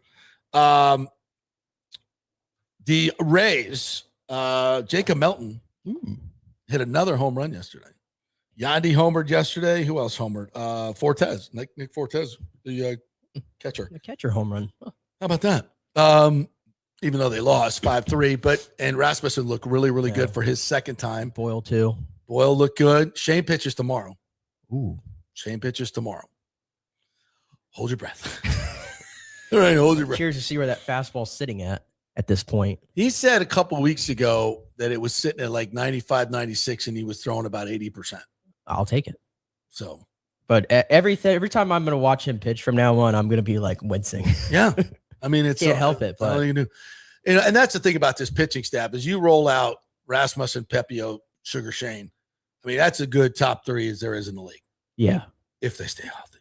But you can see all, knock on wood, but all 3 are, it's Shane's a complete wild card. He could go for anywhere from the Cy Young to pitching once. And I think the Rays know that, and that's evident by the fact that they brought in Steven Matz. They gave Nick Martinez a very interesting contract, I think. I don't get it. 1 year, $13 million, in case you missed that. It's highest paid player on the team. It's funny when you say these things. It's like, who's the highest paid player on the Rays? Who's the highest contract they've given out in free agency? And it's like Zach Eflin and Nick Martinez. It's like, it's just very weird. It's ridiculous. It's very weird. He did not look good in his outing over the weekend. No, but it's spring. They're working on stuff. He's working on it. But you mentioned Melton. I mean, I'm hoping at his potential, he could be a really big piece to the lineup. He has to be. He kind of has to be at this point. You traded Brandon Lau, and he was the main piece coming back. Good start for him in spring training. If I know anything about the Rays, he's not going to make the big league club out of camp. And he'll be down to start. And they'll probably because they got a log jam out there of a lot of guys, a lot of competition. Like I think Fraley is a guy they want to see if they can get anything out of him. He's looked really good this spring, yeah. But he's more of a platoon guy. A lot of these guys are platoon guys. Yeah. DeLuca, Fraley, Chandler Simpson, we think should probably be a everyday guy for the most part. Yeah, I mean, and I talk about it all the time. He needs 500 at bats. He's got to be a staple at the top of your lineup. If you got a leadoff hitter that can hit righties and lefties at a 300 clip like he did last year, and run like that, he's got to be in the lineup every freaking day. I don't care what you say. Yeah, I mean, Yandy at the top instead of him? No. It's Simpson, Yandy, and then you can, depending on matchups, Cabanero, Aranda. Those 3 Mullins. guys so far, Yandy Jr. is just tearing the cover off the baseball. Yeah, and he's going to the WBC. He's now with the Dominican team in the WBC, so hopefully he has a good showing there. And maybe it could be like, what was it, 2023 when they last had the WBC, and Randy was like the star of the show, and he had a great WBC, and he carried that into 2023 when the Rays got off to that 13-0 start. Right. That would be best case scenario would be Junior getting off to a great start there and carrying it over here with the Rays. But him, Aranda, Yandy, the 3 guys who are the most important part of this baseball team, at least in the lineup, they look locked in early. Keeping my eye on what's happening with the shortstop position, of course. Taylor Walls was hurt. Looks like he's back now. Yeah, he's back. Carson Williams had a big double down the line yesterday. This Ben Williamson kid looks. This Ben Williamson, though, I think they brought him in to be that guy, another platoon guy that can play a lot of different positions. Yeah. Again, if my gut tells me anything, knowing the Rays, I think Carson and Melton might start in the minors initially, and you'll see him later. Williamson is a really interesting story because he was kind of a really light hitting, good contact, great defense shortstop. And I think it was his senior year, he just decided to bulk up, and he went crazy on the creatine and added like 20 pounds of muscle, but didn't lose any of the athleticism. So now he's like the gap shots are now becoming home runs. So it's interesting. So kind of a late bloomer that could really blossom into something interesting. So I want to keep my eye on that guy as well. There's a lot of players like that on this roster, and you wonder, typically, Jacob Melton, as Jeremy Lowe says, is interesting. He is indeed. I mean, this team is super athletic. It's going to be tremendous defensively, we think. Although Chandler Simpson is a little bit of a notch there. Oh, he's got a pretty good guy teaching him how to do it now. When KK gets done with him, he'll be 5-star. But pitching looks good. Let's see where the injuries go, right? But the lineup, you just don't know. Yeah, it could go so many different directions. But who's it? Was it Cleveland or Milwaukee? Was it Milwaukee? Milwaukee last year that was so good. Yeah. Yeah, and they didn't have a lot of boppers. There's a lot of guys that just made contact and ran. Or a couple in there, but as I recall off the top of my head. So I'll be interested to see what this lineup looks like. If they're just like, a really pesky, great run, be better on the bases, by the way, guys. I mean, it's one thing to be aggressive, but it's another thing to be stupid. Stop at the contact play at third base, please, for God's sakes. Don't get thrown out on the bases more than any team in the league. Use your speed to an advantage and stop making bonehead plays. The Rays are really good. They just never beat themselves. Mm-hmm. And I really feel over the last 2 years, they've done that a lot. Mm-hmm. They've done it a lot. Would you agree? It's been very uncharacteristic Rays ball clubs. Yeah. And I think though this year, going back to, the Trop, last year, I think, we enjoyed it. They were at Steinbrenner, outside baseball, all that stuff. They weren't built for it. They didn't, their team's not built for that. Their team is very much so built to play 82 games or 81 games inside. In a bigger outfield. Yeah. Pitcher's Park. Inside 72 degrees. Yeah. The pitching staff for sure, I think, we're not robust enough to handle the heat. Yeah. The pitching staff took a hit, I think, last year playing in that ballpark. I think Ryan Pepio is going to be so fortunate he doesn't have to change his shirt after every inning. He was a sacrificial lamb so often last year, it felt like. Yeah. But I think in general about the Rays, we'll see what they do on the field. You can project this team. Some people will project this team and say, oh, they're going to be lucky to win 75 games. Other people that are more optimistic, maybe as myself, can say, okay, division's really loaded. All the teams in the division made some big swings this offseason. And we know that's how it always is going to be in the American League East. Yep. The Rays are always going to be punching upwards in that. But if everything bounces their way, and I know that's kind of how Neander says it, I could see a scenario where they get somewhere in the 80s kind of win range and compete a little bit. Well, and other than that, I want to see these young players grow. Yeah. I want to see Jacob Melton get up here and get some time. I want to see Williamson. I want to see Carson Williams. I want to see these kids getting better and becoming, I want to see, Chandler Simpson getting better defensively and flourishing as a leadoff hitter at the top of the, becoming one of the premier leadoff hitters in the game. Yeah. I mean, that's something that could happen. He's a special talent in that way. So there's a lot of things that we can, even if it's not a playoff season, we could see some young players grow because everything's moving towards 29, right? Yeah. Everything's moving towards 29 and the new stadium and all that. By the way, no real updates on that except to say this week they're going to be doing a lot of the educational sessions, I should say, around Tampa to get input from the fans. So please show up to those. We tweeted them out. They're on the Rays website as well. So all that is on its way, but let's see these young players start developing, and it'll be fun. I think it'll be a fun season to watch that. All right, we'll take one more break, and then we'll come back and want to hit the Shane Lowry meltdown yesterday at the Cognizant. The Valspar field is filling up. Going to be really, really good. Exciting weekend coming up here in a few weeks. We'll hit on the St. Pete Grand Prix as well. So lots more Tampa Bay Sports Talk coming your way. We're brought to you by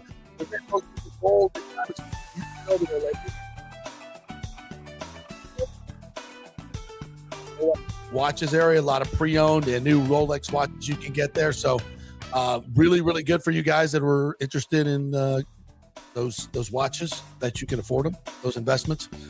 And anything else you want there. And if you're looking to get engaged like Nick and I did, we went to the Golden Diamond Source and look what it's led to. He's got a baby girl. See?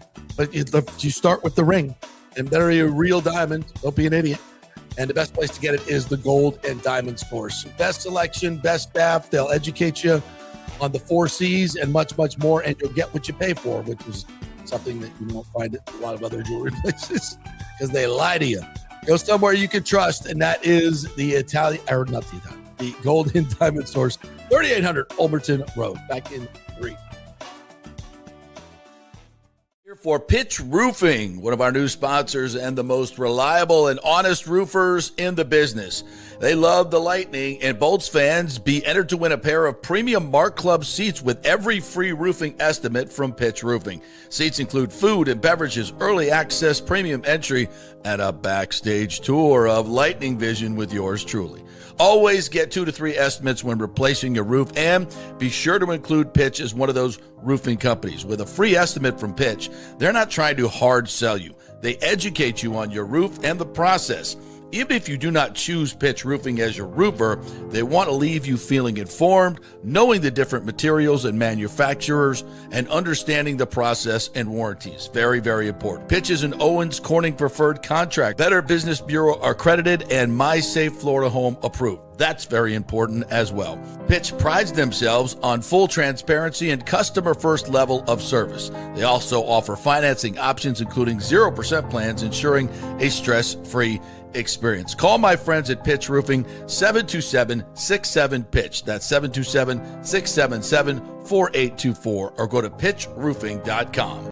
Pitch roofing, roofing done right. Italiano Insurance would like to congratulate the Bucs on their 50th anniversary season. And you know what? We've been here for every season and then some, over 60 years in business. We've seen some smart coaches with great game plans, but if you don't have flood insurance or business insurance, that's a terrible game plan. That could ruin you financially. You don't want to take that L. So call 813-877-7799 and let their friendly agents quarterback your insurance and save you big money. Italiano also sponsors our FSU report every week, so go Noles! 813-877-7799 or go to italianoinsurance.com.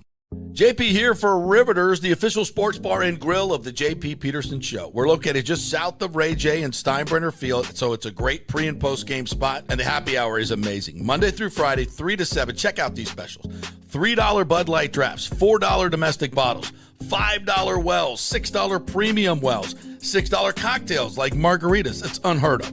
And the Riveters food is freshly made daily. No freezers.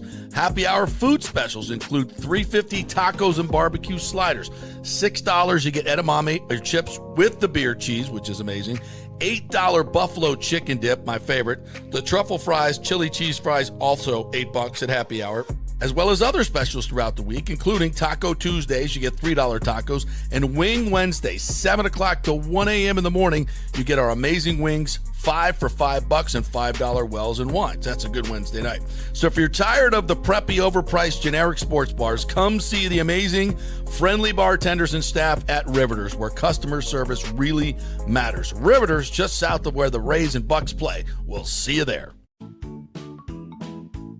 Sports fans, it's time to gear up. Head to fanstreamsports.com and check out our brand new merchandise store. We're talking bold t-shirts, 3/4 zips, hoodies, hats, mugs, and more. Everything you need to rep your favorite shows and your favorite crew. Whether you're rolling with the JP Peterson Show in Tampa Bay, From the Rough in Dallas, the Tim May Show featuring Clay Hall, or the Jeff Thidoff Show in Ohio, or any of our FanStream Sports original programming, we've got the perfect look for game day and every day. So don't wait. fanstreamsports.com. Click merch and grab your gear now. Wear the stream, live the stream, fanstreamsports.com. Hey, kick off the new year by impressing her with a real diamond, a natural diamond, from Golden Diamond Source. Don't start with a fake diamond, guys. That's a really, really bad idea. And if you're ready to pop the question, find the perfect engagement ring at the Golden Diamond Source, just like I did, just like Nick did. It is the best selection, the best staff, the best everything. And discover the new Emily collection by Emily Johnson Weintraub, a sleek and modern jewelry line that makes everyday gifts absolutely extraordinary. And by the way, gold prices have never been higher, so turn that old unused gold into cash or a stunning new piece. Just take it on down to the Golden Diamond Source and trade it in. Lots to get done at the Golden Diamond Source this new year. Start with an engagement ring from the greatest, the Golden Diamond Source. 3800 Omerton Road, always online at the Golden Diamond Source. It's the love you give only at Golden Diamond Source. Experience the art of driving at Genesis of Tampa, where luxury meets innovation and every detail is crafted for you. From the bold G70 to the refined GV80, Genesis delivers power, elegance, and technology years ahead of its time. Book service online, and our Genesis Experience advisors will pick you up and drop off your vehicle. If available, you can enjoy a courtesy car while yours gets a complimentary interior vacuum plus a generous offer for your trade. Every new Genesis comes with the Miracle Advantage Plan, 10 years or 250,000 miles of powertrain warranty and 4 years of complimentary maintenance. Visit us at 801 East Bears Avenue or online at genesisoftampa.com. Genesis of Tampa, luxury redefined. Let's go. Right now, back to the show on FanStream Sports. All right, welcome back to the JP Peterson Show as Nick Geddes is in today. First time since the baby girl was born. Lovely Collins. He's getting lots of sleep. Look at that. No bags under his eyes. He's got a perfect baby. You didn't see me. You didn't see me when I woke up yesterday morning. Hey, we're brought to you by the great folks at Third Generation Plumbing, Heating, and Air. You can call them. They'll give you the yearly maintenance special, $169 to get you 2 visits from them, and they'll clean out your drain line and make sure your unit does not go kaput in the middle of a hot summer and your wife calls you screaming and yelling. And you got to pay the emergency number, and that's way more than $169 that you'll pay for the maintenance special. So get that first and foremost. And they use American Standard heating and cooling units, which are the best in the business, the best as far as efficiency goes, best pricing, best everything. So if you need any HVAC issues at all or plumbing issues, call the great folks at Third Generation Plumbing. And if you're looking for a new job and you're in the tech, AC tech or plumbing business, get your resume in. They're hiring, great pay, great benefits, great folks to work for over there. John Rodriguez, great family-owned company. So go to thirdgenerationplumbing.com and get your resume in. All right, the Florida swing is here, my friend. It is time for some Florida golf. I cannot wait. So you can go visit any. A lot of people go over to the Players for this. That's always fun. But the Valspar is going to be absolutely incredible. And we started this weekend with, which is probably the lowest level of the Florida tournaments, the Cognizant down in West Palm. Good crowd out there, and an absolute meltdown by Shane Lowry. 3-stroke lead with 3 to play, but he was in the bear trap, which is the toughest 3-hole stretch, I think, on the PGA Tour statistically. 15, 16, and 17. He goes right on the drive on 16, just an absolute shankopotamus. So he's in the water there, makes double. And then on 17, the par 3, hits a 7-iron, and it's way right of the green. Like that was Choke City right, and makes double there. So Nico Echevarria gets his 3rd win on tour, and Shane Lowry, as you said earlier, He's just got like negative clutch factor when he's not wearing a Team Europe shirt. him and Tommy Fleetwood. At least Tommy got over it and won a tournament last year. But damn, man, Shane, he hasn't won anything since he won the Open in 2019. That was Choke City. As choke as it get, we've seen a couple chokes already. Hideki at the Waste Management had a heartbreaker. Mm-hmm. Man. So they got what's next? Bay Hill this week? Is it Bay Hill or Players? I think it's Bay Hill, then Players. And Bay Hill is a signature event, so you're going to get one of the big fields there. Yeah, it's Arnold this weekend, and then the Players, and then the Valspar. Yeah, and then the Valspar. And the Valspar field, by the way, is absolutely phenomenal, especially where they're at in the coming off the Players. And it's a testament to, I think, Rondé and Tracy, who do such a great job of getting the players here and running the tournament, making it so awesome for them to come play. All the players love bringing their families here. I mean, why wouldn't you? It's a fantastic tournament, and the players love the course. Here's start naming some of the names. You got the list in front of you as well. Patrick Cantlay coming. I think Rondé said they'll end up with probably 26 of the top 50, which for a non-signature event is unheard of. I think Cognizant had maybe 3 of the top 50 this week. It wasn't a good field this week. No. So, yeah, they've done a tremendous job with this field. Luke Clanton from Florida State, local favorite there. Go ahead and throw some names out there that you see. Ben Griffin, who I believe is a top 10 player in the world right now. Mayor champion. What he did last year. Lucas Glover. Both of the Hoygards are going to be here. Billy Horschel, defending winner Victor Hovland is coming back. Tom Kim. I love me some Tom Kim. Will Zalatoris. Yep. Alexander Schauffele. is here this morning. They just announced that Tequila is going to be in the tournament. Oh, nice. Jordan Spieth is back for another go around here. JJ Spawn, major championship winner. Yeah. This doesn't include obviously Brooks Koepka, who's not in. I don't even know where he is in the rankings because that's a whole separate ordeal. Right. But obviously Brooks Koepka, a huge name coming back. He seems to be playing like every event right now. Yeah, and he made a nice showing this week. He was 6 under yesterday to finish in the Came top back. 10. I tuned in just as I tuned in.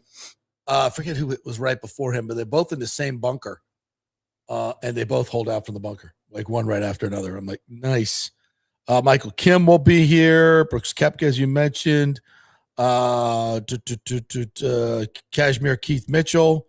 And there'll be much more that will join here in the next couple of weeks as they get closer to time. So already a really, really good field. And I highly recommend you go to valsparchampionship.com. The Owl's Nest tickets usually sell out, and as do the Snake Pick tickets. So those are the things you got to go get.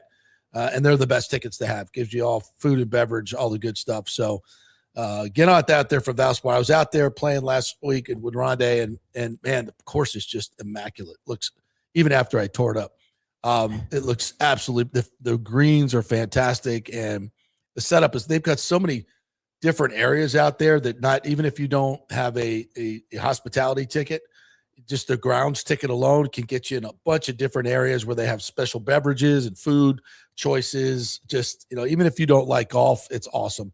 And any kid under 12, I believe it is, with a paying adult gets in free. So you can bring the kids. Don't bring the baby. But bring the kids and expose them to some golf. It's really, really good stuff. All right, what else we got to get to? St. Pete Grand Prix.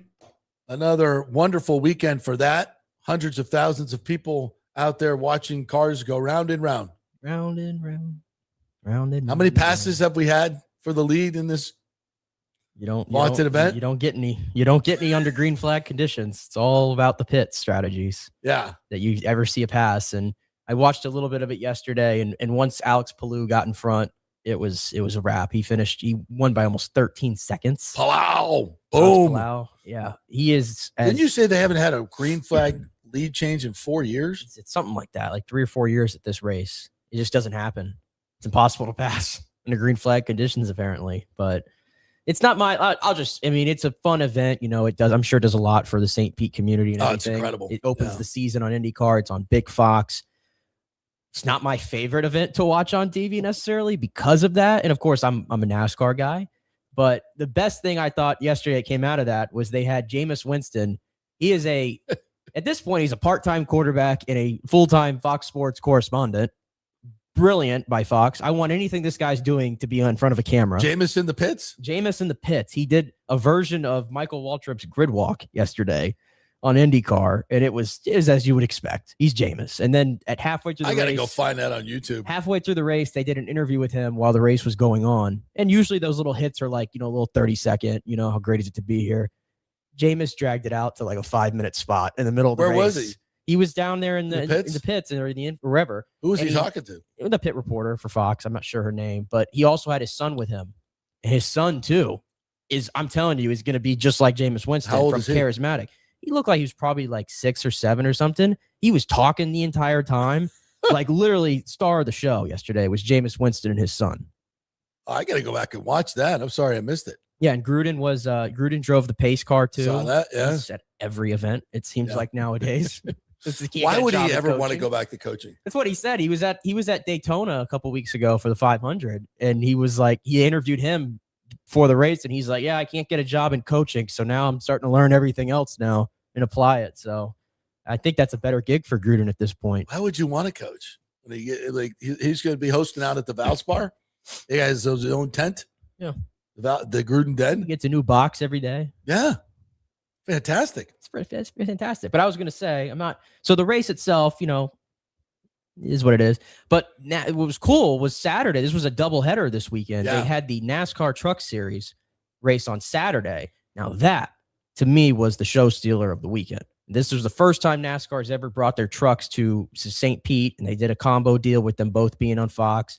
that race was great. Came all the way down to the wire. There was good passing, good. There was passing under the green flag. Yes, in the trucks. There was good competition all throughout. That race was really well received by the fan base in NASCAR, and it seems like that could become a fixture going forward. Yeah, because you bring the two fan bases together, kind of, when you're IndyCar track. So I guess, and that can grow both of them. Yeah. That's it. Now this week, the cars and the Indy cars are going to be together. The NASCAR cars. Yeah, both going to be at Phoenix Raceway this weekend. So another combo weekend for both. Huh. That may be something. That may be something to get people back to it. I tell you what, too, for those who might have fallen out of love with NASCAR, and I don't blame you for a lot of the stuff that's happened, the changes, and it's hard to keep up There's with the a new rules. star. They're all of a sudden, they're no longer in their little niche audience because Michael Jordan's driver can't stop winning every race. I know. Tyler Reddick, first driver. By the way, came out of nowhere to win the Daytona. Like, he came out of nowhere. Yeah. Didn't even talk about him all day. Yeah. And he led the one lap that mattered. That's the only lap. That's how it works at Daytona. Then he wins the following week at Atlanta. And then he gets on the pole this week at Circuit of Americas in Austin, COTA. And I mean, just put on a clinic. Shane Van Gisbergen, if you're not familiar, this guy had won 5 consecutive road courses coming in, looking to tie Jeff Gordon for the record for most road course wins ever. And he was right. He got right to the back of Reddick for the last 15 laps, and Reddick schooled him and won by over 3 seconds. Just completely dominated. Michael Jordan has been at every race so far, and he interviewed him right after. It's great publicity for the sport, obviously. And Michael Jordan, a three-peat again. How about that? That is quite spectacular, and good news for NASCAR because they need something. They need it. As Rick said here, maybe the Bucs can trade Michael Jordan for Max Crosby. His value has never been higher. I don't think we'll be able to pull that one off. No, don't think so. Alejandro Noriega, what's up? Said JP, you should take the day off to go to Lakeland for Red Sox versus Tigers. Verlander is going to start the game. Go see the Hall of Fame. I can't wait because Scherzer last year saw Scherzer last year in spring training. I don't know if I've been to Joker Marchant Stadium ever. On Lakeland? Yeah. I don't think I've ever been to that one. I've been actually more to that one because I'm on that side of town, so it's easier to get to Lakeland for me. So I've been to a few games there. It's not bad. JS13813 says, did MJ touch anyone inappropriately recently? Oh my gosh. Ridiculous controversy. Absolutely ridiculous. We can ruin anything. We could ruin anything. Wasn't last week my God, just an absolute clinic on how to ruin something? Any thoughts on that? Do I have thoughts on that? Yeah, please share. Oh my gosh, man. I went off multiple times. Just can't even. I don't even know where to begin with it. I gather myself. I feel like the reaction, like everybody's calling this a controversy. Controversy to who? Yeah. To social media? This is a life lesson here. Get off of social media as much as you can and go out into the real world. Yes, because please. every time I go out into the real world, I don't see these so much different. I don't see these controversies that you see on you go on social media and you just get down into like a cesspool. That For You section on Twitter is like the worst thing that Twitter ever invented because I see everything now that I don't want to see. And it's just like everybody just sounds off on all these things. But like, they come back into the States and, Jack Hughes gets a standing ovation and then this great reception when he goes and plays in New Jersey. The next night in Pittsburgh, the same thing. I don't know. Austin Matthews being cheered in Florida. Like, I don't know who's actually like upset about this. It happened. Okay. It happened. But like, are we really going to let a 3-minute video on social media that happened in the locker room? Probably shouldn't have been filming anyway. I'm not big on filming inside locker rooms. No. But everybody has lost even the plot more now here to where we're trying to like stick up for the woman because they're saying that, their accomplishments have been, made less than or whatever. But in doing that, you're continuing to focus your energy and all of the publicity and all the media stuff away from what they did because you're only talking about what happened in a social media video. Exactly. Ridiculous. You're like doing the exact thing that you say that you're mad that other people supposedly did. Exactly. And that's where like we've lost the plot here. Newsflash. And the people that are doing it, if they had their way, the entire women's team would be made up of men. Like the woman, which is the craziest hypocrisy. These are the people that don't support women's sports, that want men in women's sports, and now suddenly they're the champions of the women's team because they feel like the president slighted them. Like, How stupid is that? I don't know. I guess like I could have done without all that stuff, but Yes, like I'm not gonna 100%. let it. I'm not gonna let it affect me because I enjoyed what I watched I was tuned into every game, It's insanely women's good. and men's, because good. they were dominant, and that's what we should celebrate. Let's let the main thing be the main thing, and stop trying to create controversies in all this other stuff. Yeah, I'm not losing sight of it. No, we should be discussing goal differential, not what the president said or who was in the locker room. Like it's irrelevant. It's completely irrelevant. But it becomes part of the conversation because who it is, and that's not the fault of the medalists at all whatsoever. What they did was incredible and will stand the test of time. And they were on Saturday Night Live this weekend, which was fun to watch. Yeah, that was kind of cool. And they made fun of the joke, of course, and everything, and it's a joke. It's a joke, and everybody moves on, and everybody's happy again. Like I couldn't be more thrilled that like finally we're gonna like move on from this story, and we're gonna. I hope history will tell us it was a blip more than anything. Yeah, it is, because as I've said many times, the people that are really bent over it are a very small minority. You're all on social media. Yeah, they're the loudest, and they're the loudest. It's the vocal minority. They're the loudest, and they populate social media, and their voice is amplified. I think more than, because most of us couldn't give a rip to the point where we're not getting on social media and talking about it. We just like, get out of here with that. It's just so stupid. But those people, that's all they care about is starting shit like that. Yeah. So whatever. They're very unhappy, unsuccessful people, most of them. All right. Anything else we missed or want to get to that you guys want to get to? There's 2 comments on Michael Jordan. Get out of here with that. That's not nice. No, it's not nice. I think that's about it. All right. So we will be talking some Buccaneers football as we get closer to when is free agency open up next week? The 11th, I think, is when the tampering legal tampering is next Monday. Opens. They start announcing them. Yeah. So the deals are really being cut this week. So we'll probably hear some leaking out. But hopefully, for me, I want to see the Bucs get into free agency and spend some money and go make some major moves. If you're going to keep your head coach, you can't do both. You can't be meh in free agency and keep this head coach. And then it's absolutely zero hope. You can't rebuild this team in the draft the way it needs to be rebuilt right now. So let's hope Jason Light does something dramatic. And also, as the week goes on, JBB is on the clock. Julien Brisebois, will he make a big move? I think with the recent injuries, probably more of an urgency to do something. So I would look for that as well. And whenever it happens, folks, we'll be on top of it on social media, and we'll bring it to you all the best commentary as we do each and every day for our 2 hours of the JP Peterson Show. So to close the show today, we have something very special for you. Very, very special for you. And I'll just go on record. Tim hates this song. So our good friends at Pitch Roofing, Bill Slover, who was in here the last couple, he's very good with the AI stuff. So he said, "Hey, JP, I made a song for your show. So if you love the Pitch Roofing jingle, I think you're going to love this as well." So we'll stay on the air here for another couple minutes so you can enjoy this.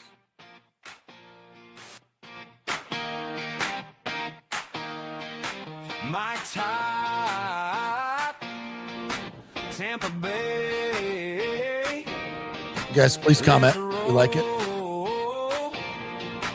It's game day. Rays on the diamond, bolts in the sky, Bucs on the goal line. Isn't that catchy? I don't know how I feel about the Bucs being on the goal line, though. That sounds not good. That's verse 2. It's the JP Peterson Show. Hey, Tampa Bay, let everybody know. Yeah, right? Tim on the side, we're ready to roll. Rays, Him on the side. That's why he doesn't like it. USA, Ego guy. I don't think you made it in the show. Yeah, but I don't have an ego. JP Peterson Show. He wants to be included. I like to be on the side. All right, verse 2. I don't know what that said. The voice of the roar. From a lightning vision to the final call, he's breaking it down for the Bay. like that. Little resume builder. All right, you get the gist of it. We'll let it play out here. Have a great day, everybody. We will be back tomorrow with more fun and frivolity.